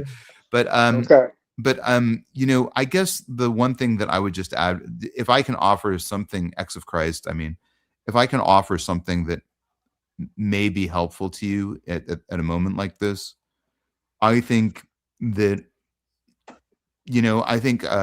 Random Catholic has a point that doesn't totally lack in persuasiveness. But here's what I would suggest. Don't internalize anything negative about when somebody tells you you can't identify as a Christian. Because I've been told that I don't really identify as a Christian anymore because I've heard that so often from so many people. Now, I don't think I'm theologically less rich or less enriched because I don't have a label that I can put on myself. So I'm still learning and I'm still like enjoying this journey of discovery. And to be honest, I'd feel very bummed out if I felt like I had learned everything and my opinion was correct on everything that I need to know. So I would just encourage you, if you take what I'm saying and what Skepticus is saying, that's great. If you take what Random Catholic is saying is correct, I think that's great too. But my takeaway point is just don't let yourself be disempowered or demoralized. Let me push back just a little bit. Don't lose the faith. That's what I really want to say. Don't lose your faith. Yeah. And then Random Catholic, are you okay? Would you just hold on just 1 second because I want to get Marine on. Well, I just wanted to push back against what you said briefly, just really briefly. Okay, it seems to me, and again, I'm not taking shots, right? I'm trying to be charitable and nice, but it seems to me like you are taking a modern secular view of the politics of identity and overlaying it over a word that's been used for 2,000 years. Now, let me just say, right? I can identify as an Orion slave girl. That doesn't make me green and sexy, right? It doesn't. So how you identify is indifferent to the fact that words have to mean things. So just one other housekeeping thing, Mike, I'm curious what Tavo's thought is on that. Let me know what I looked in the chat for the question. I haven't found it. So if you want to restate your question, Mike, I'm happy to answer it. And I'm glad you're here. You've had there have been some much needed moments of levity that you've injected. So I appreciate that. Let's hear from Marine Echo 26. So first of all, Marine Echo, if you were in the service, I'd be remiss if I didn't say thank you for your service. I really appreciate that so much. But let's hear from you and your beliefs. Yeah. Can we hear me okay? You sound great. Yeah, you're very clear. Yeah. Okay, good. I had to charge up some, my headset to get on here. Well, I was in the service. I was in the Marine Corps. Echo 26 was the unit I was in. So very long time ago, but I just kind of, use that handle often. So God bless and thank you for your service. I really mean that. I work. Thanks for your service, Double Dog. Hoorah! Hoorah! So, Cross of Christ, and I mean, I've had my own experiential things coming to the church where I'm at now and the faith I have now. But long before that, what I did was a lot and a lot and a lot of reading. And one of the things that, I had a fortune or misfortune, depending on how you want to look at it, of having is my father was a pastor, but, he had his own beliefs, evangelical beliefs and whatever else. And now I'm in an apostolic church. So I grew up very much against like Roman Catholicism and all this stuff because I learned a bunch of propaganda. I didn't understand what they believed and what they taught.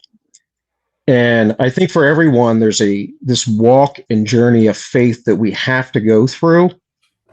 I think if you're not searching for something, if you're not searching for God, if you're not searching for meaning, you're a broken human being. And God's the only person that's going to give you that meaning in the end. And I think that a lot of what I absolutely believe in Christ, and I believe in the church, and that the church is the keeper of the truth. It's the pillar of the truth. But regardless of that, you have to go through your journey to get to the truth. Can you hear me? So, that's kind of, I think, what you got to focus on.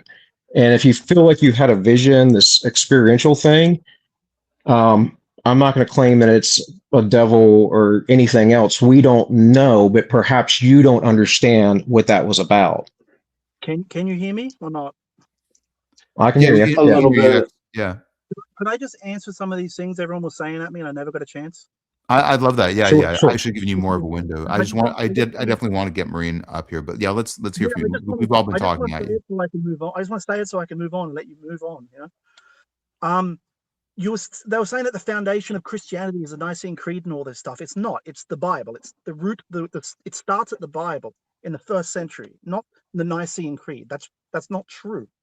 The church is also not the keeper of the truth because look how much heresy and false doctrines have sprouted from that. The Bible would be your keeper of truth. The Bible says so. When I'm saying Jesus is the Son of God, no Christian should attack me for that, but they do. They always do. That should not be something they're doing. And Brother, I'm not going to attack you either. Well, let's. I want to let X of Christ, talk a little bit longer. Yeah. If Jesus is the Son of God, based on just those words, it tells you that God is the Father, that God is someone else. Just the language tells you that answer, and everyone goes against it. And when you say things like Jesus is God, and then you say and He's God, you're contradicting what you just said. What we say is that there is or what I would say specifically is that there is a detailed history and teaching. There is teachings before Christ even appeared from the Second Temple period within the Jews. There's a word, the membra. It means the word. It means the logos. And they very much talked about this and wrote about this. The Jews later on got away from this and even condemned talk about it as heresy because it got into mixing with the Christian ideals. But this came much later. And that's what I'm saying. There's so much stuff, man. There's so much stuff to unpack, to learn. And you're saying that the Bible is the word of God and the truth. And I would agree with you that it's the church that gave us that Bible. It's the people who started the church and their successors. Well, there we could have a long conversation and disagree with or agree with. Well, again, there is biblical passages that do say that. Look, man, I was a Protestant my entire life until I was 44 years old. Okay. I am now 45. Okay. I learned that I was completely blind to what the scriptures said and to many historical facts. So all I'm saying is that the position is, for me, is that we have to be on a journey. We have to be constantly searching for truth. And Christ said to do this. He said to keep asking, to keep knocking, to keep, begging for the truth. And you have to look at with the context of what the Bible is and all the history around it, what the teachings were around it, and what the people were expecting Jesus to come to do, and what they saw him to actually be and fulfill. So that's where the church, that's where they hold these things. And again, the Bible itself does say, Paul says, I believe it's Paul, right? It says that the church is the ground and pillar of truth. So there's this whole thing with the Second Temple, where Jesus goes on to the Pharisees and all that about being in the seat of Moses. That kind of position was this tradition that you don't really see much in the Bible, but it is there, that they had teaching authority and they had legal binding spiritual authority. So that's where this continuation that the church teaches comes from. But it's beyond, I'm just saying, it's beyond that. It's beyond just that alone. There are all kinds of passages about this, brother. So it would take a long time to unpack. And I'm going to shut up because I don't want to I understand your objections because I've been there. I've completely been on your side of the fence. And in fact, there's a point where I even had no faith at all. So, I've been there. My position is God is the Father and Jesus is the Christ, the Son of God. And everyone goes against it. And they're supposed to be Christian. And I find that insane. And that's it. I'll let the other guys talk, and I appreciate you letting me on and wrangle. I just wanted to ask like, is that one church that you visited and complaining about what you were saying, or is this each and every church that you've been to? Because I could tell you there are some Christians that will align with what you're saying. All the mainstream churches I've gone to, dude, they're like rock concerts that are asking for money, and then they're crazy, man. The closest I found was Christadelphians, but the pastor there was a real nasty man. He was really angry and stuff, and I just they wanted me to get baptized in their church name to be able to go there. Wasn't interested in it because they were like culty, That was like the closest I hear what you're saying. The Christadelphians. They were the closest I found to saying what the Bible is saying. I would just say that I think there is a point of consensus that everybody on this panel would agree on. Now, before I get too far off track, I just want to invite you all to reach out to me if you want to have more of a one-on-one discussion. I do have a separate series on this channel. This Monday series is kind of like open panel, but I do have a separate Talking with Tavo series where we do one-on-one conversations. You're all welcome to do that. So if anyone feels underrepresented, because Tim is saying, I feel bad, X of Christ keeps getting cut off because his mic is quiet. I do think there is a little bit of a component of that. So, but let me just sort of point out an area of consensus where we all, I think, are in agreement, X of Christ. And I think everyone on this panel would agree that the way that they interacted with you was not appropriate. It should have been a discussion, and instead it was condemnation. And that's wrong. I agree. They always do it. I agree. It's it's never ending, man. Mm-hmm. I'm sorry. Let the other guy speak. You had someone waiting. Let's. You need the right people around you, bro. To be honest with you, you need the right support system to make sure it's not everybody, not every Christian is thinking like that. Yeah, you're gonna be able to ask people questions and then to be able to show you evidences and then for you to judge those evidences. Honestly, that's the only way to. That's what I did with that very first church, and the pastor started screaming at me. Yeah, that's not right. See, no pastor shouldn't be screaming at you. He shouldn't be behind a pulpit screaming at anybody. He just, I mean, I couldn't believe it. Well, he shouldn't even be behind the pulpit. Just say that. Go ahead, Faithful Facts. My bad, bro. Go ahead. Yeah. So, I would really like to have a one-on-one sort of conversation with you where I can really get into what you believe about Christ and what the Bible says and everything. That I think that could be really profitable, not just for me but for you. Right.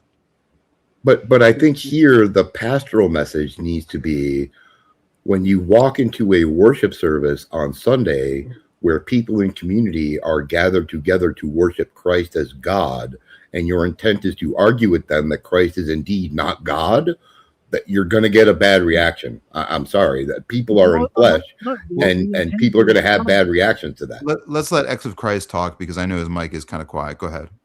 It's not, my intent is not to go in there and say Jesus is not God. My intent is to say Jesus is the Son of God. The moment I start saying he's the Son of God, people cut me off and correct me. No, Jesus is God. These people don't actually believe Jesus is the Son of God. They don't believe it because they show it, because they constantly go against it. Well, X of Christ, let me give you a little bit more advice, and then one other. But let me first advocate for one other area of consensus that I think everybody on this panel would also agree on. We have our secular lives, and then we go to church.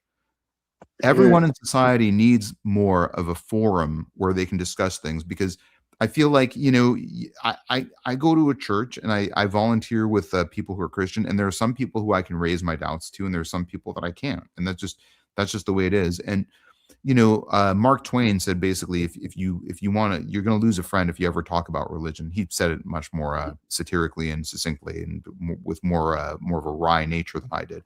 But my point is this: we do need a forum where we can have these conversations, where we can ask these questions, and where we can engage in discussion, where it doesn't turn into a debate, and it doesn't turn into condemnation. And I think we all need that, and I think everybody on this panel would agree with that. Now, let me give you just one other piece of advice. I'm in a community right now where at least the pastor, I've sat down with him and I've said, I disagree with you on this stuff, and I disagree with you on this and this and this. But, we had a long heart to heart about it. And he was like, I condemn these beliefs. I think they're wrong, but I want you to keep coming here, And he was like, and I want you to have a relationship with the people. I want to grow in your community. And he's like, and he pointed out something to me that I thought was very, very astute, which is, if you look all around the world for a community of people who believe exactly what you believe, you're never going to grow as a person. And I have no doubt that the people who treated you with unkindness were wrong in the way that their treatment was of you. But I definitely 100% think that don't let that dissuade you from joining another community. I made a whole video about trial by fire, right? What's that? Acceptable men, the furnace of adversity, acceptable man. I forget the wording. It's a trial, right? We're being purified by God through adversity and hardship and persecution. Well, and not just that. My point is much more pragmatical than that. My point is that we know that there's a huge body of literature that shows that there are health benefits for regular church attendance. It's one of the healthiest things you can do. Hummer et al. Did a study, I think in 2009, where they showed that you get a 7-year incremental increase in your life expectancy from regular church attendance. Now, that was a little bit more multifactorial, but almost everyone would agree, and there have been several systemic analyses on this point, that regular church attendance does make you a happier, healthier person, and there's a lot of data that shows that.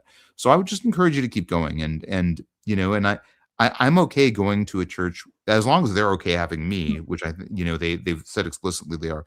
I'm okay going to a church where they say, we don't agree with you on these points. We agree with you on these points, but you're going to change your mind, and we're going to change our mind at some point. And so, what denomination let you think differently? They're non-denominational. Yeah. And there used to be this thing in the 90s of these like seeker-oriented churches, which were just like really kind of more just will talk very broadly and all feel good. And I think that's maybe going a little bit too far in that direction, but it's too bad that they're not as around or as prominent. But seeker-oriented churches are also really great too. Yeah, no, I agree with you. Look, I told you I wanted to go to a church, but every time I say Son of God, everyone turns against me. Like it's great. It's really weird. They'll be the nicest people, and then they're shunning me and shit. It's like, what's going on? Yeah, X. If I may suggest, okay, go to a church and don't talk about your theology at all. Absorb you don't have to agree with, but just absorb what they think and how they're thinking about the issues without speaking to your own first. And just see what it's like to be part of a community. And then be like, okay, cool. Now that I know what it's like to be part of a community, I've got a better understanding of what the Christian life is supposed to be like. Does that make sense? That is Right, great I mean, advice. a lot of the churches I've been to, when they do start preaching, like it's like a motivational self-help seminar, and they almost never read anything from the Bible. Like Well, I Oh think it's no, very those frustrating. no, that's what we call prosperity churches. No, man. right. If you're not led by the Bible, if you don't see any type of pastor sitting you down saying, "Look, scripture, scripture, scripture," and it's not mainly scripture, that is not the church for you. Because Personally, in my opinion. I want like an old traditional church with pews, and I go in there and they read the Bible. Mhm. The Christadelphians were actually doing that, but like I said, they had Mhm. some weird tendencies which made me uncomfortable. Yeah. So I have a rule for I any don't like church the that rock I go. concept and the motivational seminars, and I don't like that. Yeah, I have a rule for any church that I go to that I'm Anyway, thinking we've been about. talking too long. I want to let the guys you had waiting go on. Yeah. We're okay. There's nobody in the lobby at the moment, so we're good right now. And if anyone wants to join, you're welcome to join. We're coming up on 2 hours, and I usually cut it out shortly after 2 hours. Just like Zara just said. Well, I can't find the comment now, but Yeah. I thought this was a great comment from One Tuna Salad. You can't judge the truth by someone's poor example of it. A very valid point. But by the way, if you're getting something out of this chat, if you want to support the channel, click the like button on this video or click subscribe to the channel. We just crossed into 800 subscribers, but I hope everyone on the panel will sub if you're not subbed already. And people who are in the chat have some really great perspectives. So, for instance, B.S. Lewis, I hope to hear more from you as well. So, and Zara did share your channel too, Random Catholic. You have some very very strong but very very insightful perspectives. So I hope you keep coming here, and I'm always happy when I see you on any channels. But you're always definitely welcome here. I'm just a faithful Catholic man who likes to give a faithful Catholic perspective. There you go. Hey X, have you gone into like any of the apostolic churches, like a Catholic church, an Eastern Orthodox church? If you can find a Syrian church in the East, they're around. God bless you, bro. The Assyrian, that stuff's like the Syrian stuff's like in Sydney. I haven't been into any Catholic churches because, like, I know they're going to be teaching Trinity and all that stuff in there, But you're saying you went traditional in the Bible, and believe it or not, I can't speak for the Roman Catholics, but like I'm part of the Syriac Orthodox Church. I'm a convert, of course, but like we're doing our liturgy. They're biblical passages. We're talking about the theology. It might not be your cup of tea, brother. You have to make your own decisions. I'm just saying, where have you been going? Like in the traditional. Before you answer that, really quick, Faith from Facts, can you unmute yourself and take over moderation for about 20 seconds? I just somebody, sure. No problem. somebody, I just want to make sure that somebody's okay, really quick, because somebody just called me and they're. I'm going to get out of the room. I'm going to mute myself, but you just be the moderator for a second. And I'll be back. Now the flesh in me, Marine, wants to start screaming about how bad Miaphysites are, and I'm not going to do that. We could get into that. I think that there's more politics than that than anything. I really want to know what is a Syriac like you're Roman Catholic, you accept us, so what is that? I really want to know what that is. Syriac, what? Syriac or Orthodox? What Syriac. Is that? Yeah, Syriac. Yeah, explain that to me, please. So it Jesus comes from Cyril of Alexandria. No, I'm sorry. What? Yeah, literally Cyril of Alexandria. No, Cyril was Coptic. He was Greek. Right, but the teaching of Cyril of Miaphysitism is. Yeah. He was talking about that. He just wants to know what the church is, though. No. Yeah, I'm trying to know what the church is. Yeah. So, yeah. So the Syriac Orthodox Church traces its faith back to Antioch in the Syriac people that live there. The people around Damascus and all that in the Bible back in the day. Syria and Assyria and even the Armenians. These words are often interchangeable in history at certain periods of time, but of course they're also geographic areas.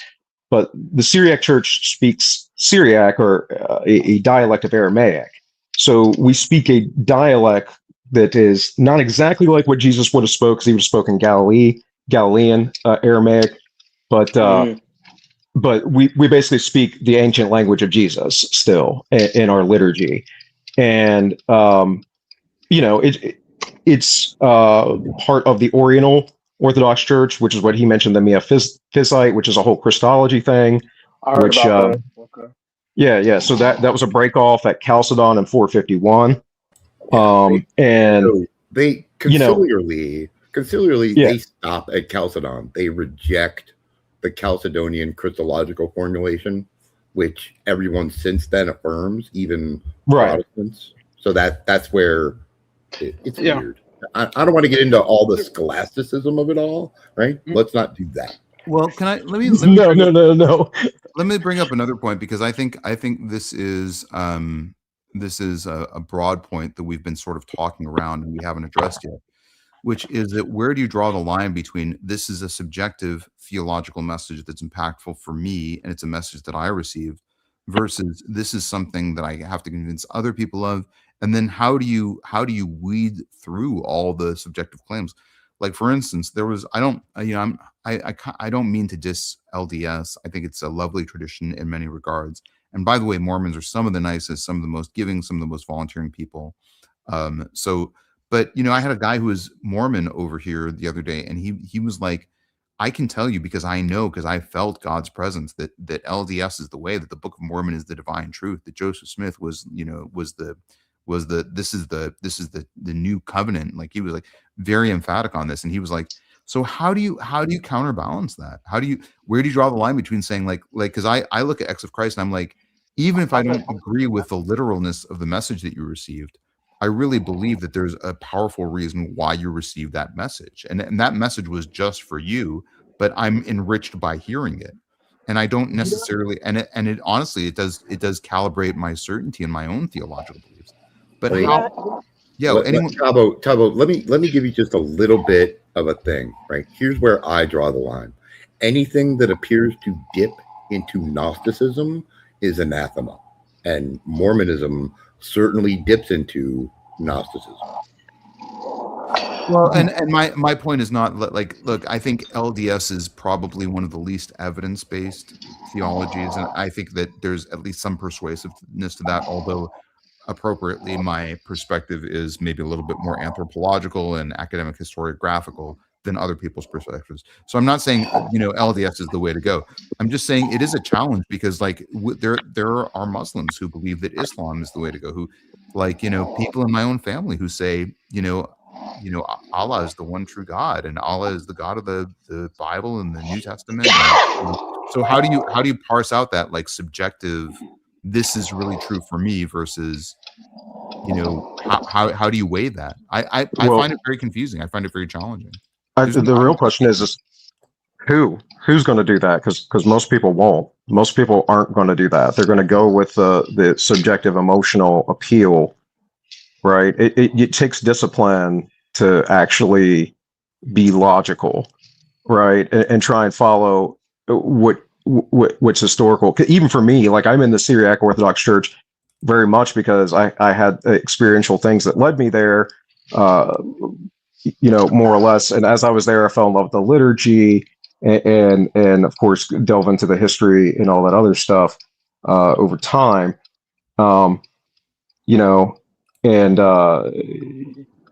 Like, people will say the same thing, or why they're Mormons. They'll be like, well, it's really nice. And I mean, Glenn Beck will talk about why he's Mormon, because it just would fit. It was right for me. And before that, he was maybe while he was in the Mormon church, I don't remember, but before that, he was like hardcore drunk, So there are things that happen with people, why they choose or pick or stick to or will fight to the death for their religion. Of course, this is obviously something we can see all across history, all across humanity, right?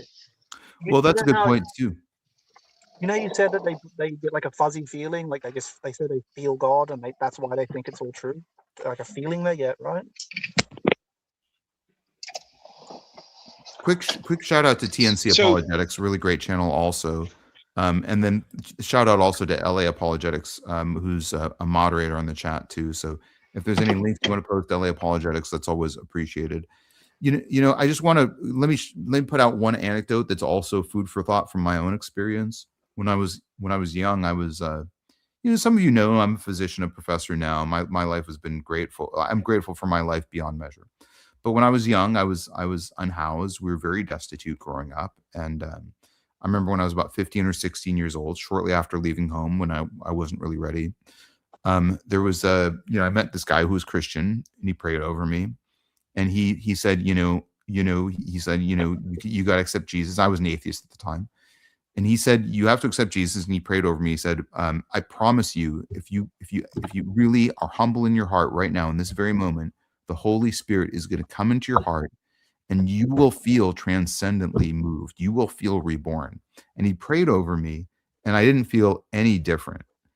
And so I think it's also important to let people know that if they don't have and for a long time, that really hardened my atheism. So I think it is important to say that, if somebody doesn't have that transcendent experience, that's okay. That doesn't mean that they're not worthy. That doesn't mean that they're not, they still have a meaningful contribution that they might make to the theological discourse. Now, I'm a very concrete person. And I think very concretely, and I sometimes try not to be as concrete, as analytical, as disaggregative. And it's sometimes hard to turn those parts of my brain off, but it doesn't surprise me that I never had that transcendent experience. But I do feel like part of me is missing out. All right, back to the group. What do you think about that perspective? Oh, I don't think anyone should be making a promise to you like that, because they're not God. You're putting God on the spot to do it because you said it. You shouldn't do that. Agreed. Strongly agreed. Great point. And then like you say, if nothing happens, what happens to the person? They could go further into despair and then God doesn't exist, and then end up a Democrat. Lead them to atheism. Yeah, for sure. Yeah. But I forget what I was going to say. You said, remember the people, they say they're like I just feel that spirit when I'm in the church. I feel that fuzzy feelings. That's how I know it's true. But the Bible says to try the spirit, that not every spirit is of God, and that many false prophets have gone into the world. And how do we know what's true? And the way that I go to what's true, I don't go with fuzzy feelings or even what I saw with Jesus, right? I went and checked it against the Bible. And everything everyone was telling me, I went to see, does this match what the scripture says? And most of the things people are telling me doesn't. And the Bible said to let God be true and every man a liar. And so I went with what the text said over what these churches are telling me and what these 4th century creeds are telling me. And so my foundation of what truth is the Holy Bible. That's my only compass that I've got, not fuzzy feelings or supernatural encounters. But the supernatural encounter let me know that there was a real supernatural world. Like, hang on a minute, there's more to this. But even what happened to me, I doubted and I questioned and I checked. And everything that I experienced matched the text. And everyone in the church contradicting the text. And so I went the lonesome road myself. Sorry. Can I say something pastoral right quick, just really quick, right? Yeah. In the same way that despair removes all hope, epistemic certainty also removes all hope. The first moment you think you have it all figured out and you're no longer hoping and abiding, that's where your walk ends. You're just done at that point. Always, with humility and hope, seek the truth of God and Christ. I can't put it any other way. Once you think you've got it nailed down, hope is removed. You no longer have hope. You have certainty, and that's not biblical. Is God Christ? Christ is God. So why did you say God and Christ? Because Christ is a person of the Trinity. Christ's finished work on the cross is what ended sin for all men for all time. Right? Right, but so we worship Christ in his role as the one mediator. We worship Christ in his one role as the man who died for all of us. So if he's what that means is every knee will bow. If he's the man that died for us and the mediator, then he's not God. No, the mediation is his finished work on the cross. The mediation is that sacrifice. It says that there's one God and one mediator between man and God. And that word mediator doesn't mean a man standing between us and God. That's not what that word means. Okay, But it the says word that means a mediator, Christ a mediated mediator, the work, his sacrifice on the cross. It's a one he's a mediation. mediator, right? Is he not a mediator Okay, between God and man? here's where we're going to have the semiotic trap, right? We're going to start using words that we define differently to make arguments using the same word, and now we can't talk to one another. It says in the Bible, right? It says that a mediator is not a mediator of one, but God is one. Not God is three. Why does it say that? Yeah. Shema Yisrael, All I was trying to Adonai do, Adonai in this Ahad. moment, I swear, Yeah, all I was trying to do in Let's this this beard moment. left. let's turn it This back beard over left. to Faith from Facts. Yeah. I think Faith from Facts was chatting. We didn't get a chance to say that. By the way, I Max, still want to I'm hear glad that table. Oh yeah, that's true. Yeah, we didn't answer The any question on the table. I mean, That's true. Well, I'm eh, okay with that. Let's change topics a little bit and see where that goes. And I have totally at this point forgotten the question, but Max, I'm really remiss, Max, because I really do want to show people the data that we did, and we're doing real time research, which I think is important for the trustworthiness filter. All right, so what was the question again, Adrian? I was asking what was the seed that planted in you that said, you know what, let me pursue this CTF journey of mine to try to compare and contrast like all these 13 different religions and stuff and break them down the way that you did. Like what gave you that that angst to do it? That's essentially my question. Yeah, I mean, by the way, we've lost a couple of people. I hope no one feels slighted that we shift focus a little bit. Faith from Facts is back to the stage, so I think they just dropped off accidentally. And X of Christ, like I was really very moved by what you said. I'd love to have like this is kind of a format where like it's often a lot of people against one person just because the nature of the panel format. I hope you felt good about sharing what you shared, and I just want you to know that I would love to chat with you again anytime. I think you have a lot of important things to say, and I think we've only scratched the surface. So you're always welcome to chat with me. Anyways, let me, and I'm going to go to this comment from Max because I think it deserves more of a response than just a glib thing. Religious people debating the beliefs. Yeah. Oh, well. Let me address this from Max, and then we'll get back to Adrian's question. Of course. That I promise we'll answer. But here's I actually grew up in a tradition that is much more, I think, monolithic than any form of Christianity. Right? I don't know that makes it more true, and I've made this argument before. If I see a room with 5 people in that room and they don't agree on anything else, but they all say, you know what, Tavo, you got to check out this movie. This is the movie for you to check out. You're going to love this movie. And they're all arguing about everything else, right? Then I leave that room thinking that's a really strong recommendation. If I'm in a room with 5 people and they dress the same, they look the same, they act the same, they have the same taste and everything else, they all their preferences are the same, and they say you got to check out this movie, that to me is like one recommendation that is univocal. To me, the pluralistic, the discursive, the disaggregative process is much more intellectually enriching and nourishing. And so I leave a conversation like this saying, here's a bunch of people who don't agree who disagree, very frankly, very vehemently, about a lot of different things. And yet you're all advocating in some regard that there is an important theological message from Jesus. So to me, that's at least an important takeaway from this. Let's welcome Daryl onto this stage, but I will say that we're gonna hop off fairly soon. And Daryl, you're getting some wind. I'm gonna mute you, Daryl, but it's just because of the wind. We'll Daryl, you there? Yeah, I can hear it too. Yeah, Tavo, I just drop off then. Well, I really do want to hear from you. Let me just do this. Let me answer Adrian's question, and then I'll unmute you so you can say your piece, and then we'll probably start winding down shortly after that. Well, if it's cool, I'd just like to say one thing about the metaphysics of mediation right quick. I think it's kind of important because I think we kind of left it uncertain. Sure, go ahead, Random. So even in scripture and even in modern times, a mediator is one who brings estranged parties into reconciliation, right? So here, Christ is bringing God and humankind into reconciliation through his finished work on the cross. When we say Christ is the mediator, that's what we mean. Now, his intercessory work as high priest later is not mediation in the same manner, right?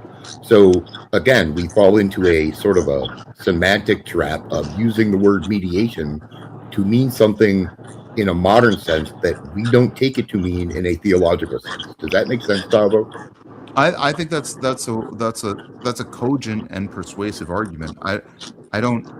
Yeah, I mean, and I think we have to consider that our words have meanings, but those meanings are analogies for the ways that our minds work, and sometimes that's not always an appropriate analogy. I use a lot of analogies when I make arguments with people. I use a lot of thought experiments. None of them are precisely valid. Quick shout out to Objective Ethics. I'm going to be on their channel in a couple of weeks, I think on the 28th, so I'm looking forward to that as well. That was a good visual, Randall. A good visual, because that's what Jesus is. He is the way, the truth, the life for us humans to get to God. So that was a good illustration. Yeah, I try. I try to dumb down the entirety of St. Thomas Aquinas on these panels into language that can be consumed by people who haven't read St. Thomas Aquinas. And that will be me. Good stuff. Well, underscore that Thomas Aquinas is really great, and I've got an Eastern Thomist coming up on the channel very soon as well. Hey. All right, well, let's hear more from Daryl, because Daryl, I promised that I'd give you more of a opportunity to chat, and we're going to be out of time fairly shortly. But Daryl, let's hear from you. All right. Well, shoot, I was sitting here listening, and I'm enjoying myself, and I'm listening. There's only one thing that keeps striking my interest, and Tavo, you should know what I'm about to say because I've said it on TNC channel quite a few times. Everybody speaks about Jesus. Everybody believes that Jesus is our Savior, but nobody actually go to him and learn from him. Everybody just taking his name and believing what they want to believe about him from their own religion. Tavo, you said it on TNC channel, I think about 2 weeks or 3 weeks ago. You said, man, what's dividing us is the religion. When somebody get on and say, hey, I'm this, hey, I'm that, hey, I'm this, that divide us. Jesus didn't divide nobody. Jesus actually came to bring everybody together, no matter if you was yellow, blue, brown, green, red. He came to bring everybody together under one name. That name was Jesus, the name that God gave him.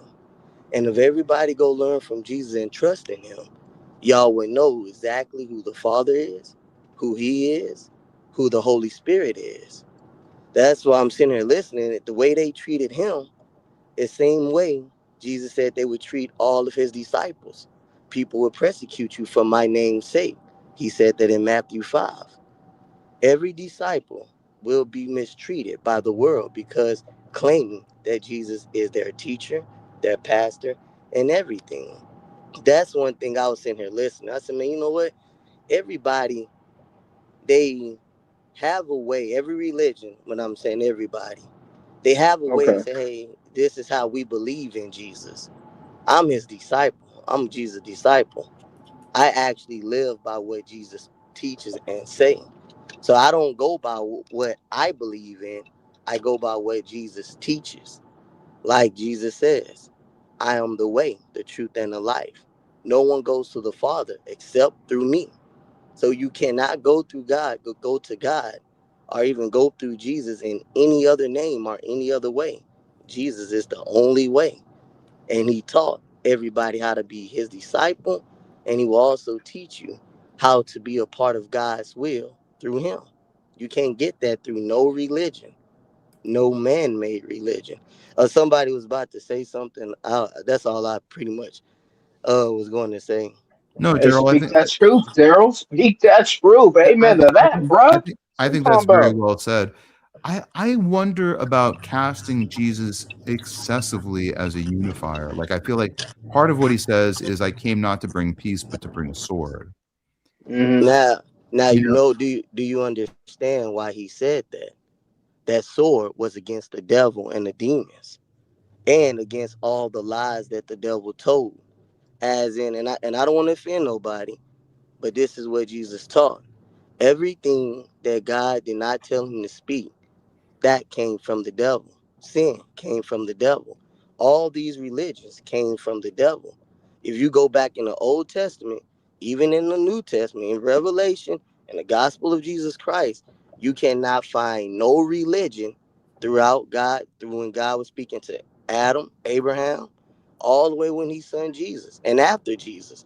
You don't see nowhere about a Muslim, Islam, Christian, Pentecostal, Catholic. None of these religions exist in the Word of God.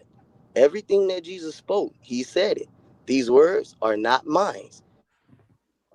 These words are from the one who sent me, which is the Father, is God. Well, we've talked about that So before, but I that's mean, it. If anybody I have any think more questions. I think the point is merits at least resonating with it for some time. And the other point that I want to say is, you know, CTF. even if even if Jesus came to bring a sword, you know, I think that, you know, I turn back to Psalm 27. You know, steel sharpens steel. So I think it's okay to let our swords clash. It's okay to let the arguments clash. I don't know that that's, you know, in other words, I don't think if somebody comes up to me and says, you know, Jesus was the Son of God versus Jesus was God, and they want to have a debate that's dialectical, I think Well, that can be a very nourishing thing. Let me push back. Let me push back just a little bit, Tavo. Just a little bit, right? Sure, go ahead. When we read Matthew 10, that's not what that sword's about. Now, let me just briefly, right? Christ's message is going to create in you a crisis of decision. You must choose Christ. That decision can separate loyalty, set man against father, father against son, daughter I against swear, mother. mainline. I didn't mean to interrupt you. I was thinking that in my head like a mother, mainline. Iron sharpens iron. That's what it is. I'm Yeah, sorry. but Go ahead, Yeah, bro. it's not steel sharpens steel. It's iron sharpens iron. Well, But let me just it gets finish said in this both thought, ways. right? I think it's both ways you say it. It's a reference to The Psalm 27, essentially. the disciple of Christ, the man who's made the decision, the man who decided to live in those separate loyalties that provoke opposition. The disciple, me or you or whoever, must be ready for suffering and rejection, and that sword is now your protection against that suffering and rejection. I would just suggest that you read Matthew 10 with a more anagogical lens, Tavo. That's all I would ask. Okay. No. Well, I mean, I'll do a well, deeper dive. Let me just change the conversation just a little bit because we are getting close to the end of the time. I want to give it like maybe like if everybody wants to go around the panelists who are on now and just say a couple of quick like maybe quick closing words if anybody wants to say that. So you can just talk about what's going on your channel. You can talk about what you'd like to be up to in the future. You can talk about stuff going on. I'd love to chat with you all again. I think we're on the verge of a really interesting conversation. We can keep going for a while. I do have to close very soon. But before I close out, I definitely do want to highlight again what LA Apologetics said, which is I'm not seeing it now, but okay, yeah. Thanks very much for saying like and subscribe. LA Apologetics is one of our moderators. We just crossed over 800 subs, and we're now Once literally again, congrats, bro.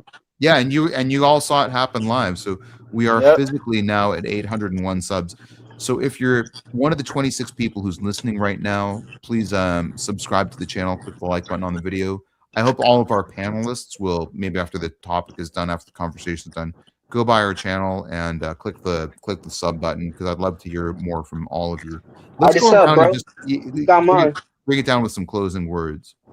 I would like to go first if I can. Yeah, for sure.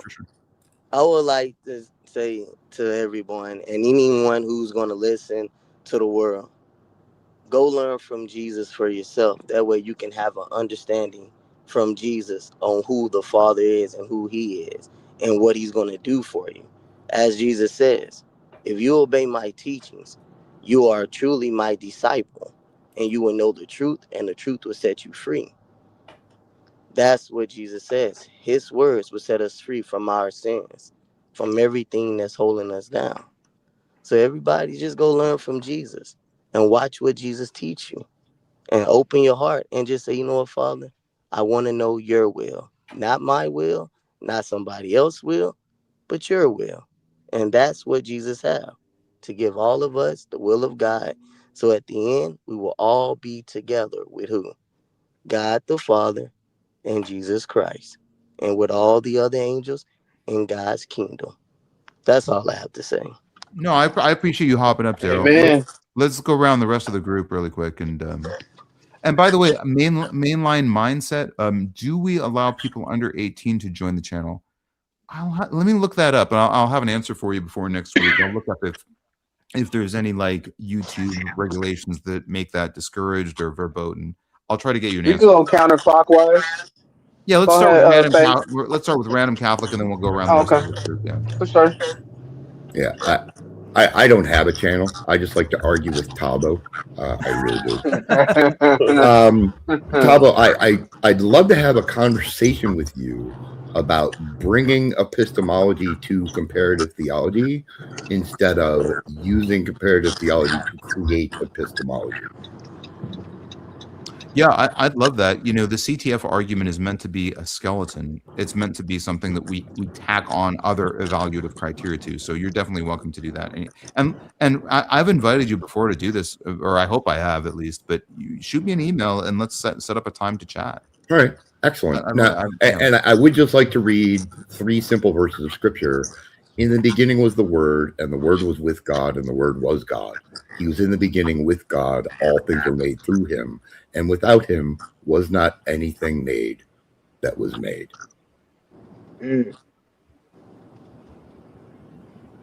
Tavo, love your face. Have a great day. You too, Random. Great to have God you. bless, man. Adrian, what you got for us? What's cooking on your channel? I do gotta say, yeah, shameless plug. I do have a channel. It says on the handle Bible and Beats. I do read scripture, and while I real time produce beats in the background, I am live Wednesdays and Thursdays. Mostly open discussion Wednesday. Thursday is where I get serious with the Bible reading and stuff. 6 to 7 p.m. Pacific Standard Time. I am in California at 7:21. I just want to say thank you, Tavos, for having me on here, and this was a very good discussion. And I just want to emphasize, like, this believing in God business is very serious. We are talking about our souls here. You know what I'm saying? So don't play with your soul. Get in that word, dig up in it, come away just like elevated. You know what I mean? And just stick to the faith. You know what I mean? Like, don't even try to play with it, because it's sheeps or goats. You win or you out. Point blank. Period. And that's all I gotta say about that.